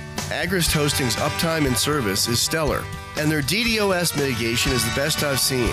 That's important because if you tell the truth in this world, you'll ruffle feathers. And some people will try dirty tricks to silence your voice. No matter what the haters hit us with, Agrist Hosting keeps our websites online. If you have a mission-critical commercial presence or a world-changing activism site, you cannot tolerate any skullduggery. So go with agristhosting.com. Have a WordPress or blog site, but you're not satisfied with performance or uptime? Or just want raw hosting? Want to pay with Bitcoin? Agrist Hosting specializes in high-performance hosting with personalized service. Go to agristhosting.com and click on the button that says Get Hosted. That's agristhosting.com. Help get LRN.FM into more ears. Visit promote.lrn.fm for a free bumper sticker, flyers, banners, graphics, and more. Promote.lrn.fm. Roads? It's the Ernest Hancock Show. Where we're going, there aren't any roads.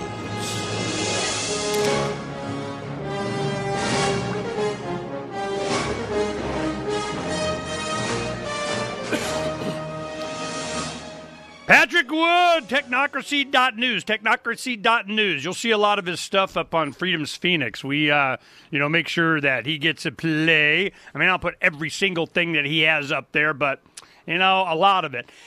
I tell you one thing, Patrick is really worried about technology taking over the human condition, taking everybody's jobs, doing it. I'm not so worried about I want my robot. Damn it, I want my Jarvis. I want him right there, but he is my biatch, okay? Mine, not the man's. I do not want anything. All the cars are surveilling you as you're driving around. Cameras inside are looking at you. They're listening to you, through the cell phone microphone. The interface of the Bluetooth. You're trying to convince people, the FBI, they could just turn on your microphone on your phone. Nah, you conspiracy nut. And then 3 years later, well, of course they do. Yeah, we do that. We heard that. Yeah, I agree. I'm going, oh, shut up. If they can, they are. They sure as hell want to. So this is what's going on. I want my own freaking robot, an AI that I control, that defends against them. The precariat ship itself, freaking AI, a whip ass. Ooh, we got stuff for trying to come. Can I have a Jarvis? Now, these technologies are coming, but they're all from Bezos or Zuckerberg or Page, Brin. This is what the problem is. My friend Bobby's out in Lone Prairie off the grid of everything. got his own solar and septic and satellite and cell and, wind. And he's off the grid. But then he put up the Ring video cameras to surveil his place through his app, and he found out it's Amazon. You're plugged in, man. You're plugged in. Oh, so I was talking to Patrick off air. I want to, we're getting a lot of the guys in, like Luke Radowski and James Corbett and Richard Grove and ourselves and so on. A lot of the guys that had this kind of research, we're building this for us. It'll always be there forever and ever and always. You want to get a copy of it, it's real simple. You join up, you put a old computer you got sitting over there with a hard drive, a couple terabytes and, or more, and you just go, all right, my favorite guys, all there's five, boom, boom, boom, boom, boom, boom, boom. And it never goes away. And it helps speed it when anybody accesses these files. It comes from so many different places, and all you're doing is adding memory and some bandwidth a little bit into the big giant that scales. That is why, I want, because if you have your information, Patrick, on a server, you don't got to tell us exactly where or how, but you're on one of these, somebody can flip the switch, I assume. That's right. Exactly right. Yeah. And, it's surprising over the last 3.5 years now, Technocracy News has logged almost 3,000 stories that pertain directly to technocracy. And I use this as a research tool for myself. Yeah. I could search for any keyword, anything, and pull it up in seconds on it, like all the articles on a particular little micro topic that I'm looking at. And there's nothing like this in the world. It's interesting that Technocracy News is the only website in the stinking planet that deals exclusively with technocracy. There is nothing else like it. I cannot figure why more people haven't picked up on this. But yeah, they have. They just get a paycheck from it. Yeah. I know how this works. This is okay. You live in the valley here. Mm-hmm. You've been exposed to a lot of this, like these votings and home rule. It's always Arizona. They're going to have smart cities. They got smart city, courses and whatever at Arizona State University now. The big money comes in. They buy land. They're going to build and do. And here we go. Got grease and politicians allow. And you get a matrix plug in the back of your head. Here it comes. Yeah. So this is something we've been talking about. If you can make it the first Saturday in March, we'll present together. Hopefully you will. And we're going to do this up because I see this. I guarantee the legislation is already written, and here it comes. And even by then, a month and a half, 2 months, they're going to have, if not passed, it's certainly along the train of them introducing. They've already put in the elimination of vaccine exemptions is a bill already. Okay, yeah, I knew that was coming, and we'll see how this goes. So I'm of the mind, if we can highlight this, they eventually they do whatever the hell they want to do. I'm just, everybody needs just to have the opinion. That's bad, that's wrong, these are the guys. Because sooner or later, we did a big show yesterday, 3 hours, talking about Larry Naiman, whatever his name was, that shot Mary Rose Wilcox. You remember that? Mm-hmm. He comes in, and they go, you keep doing this violence against the people, you're just taking them, boom, he shoots her in the butt.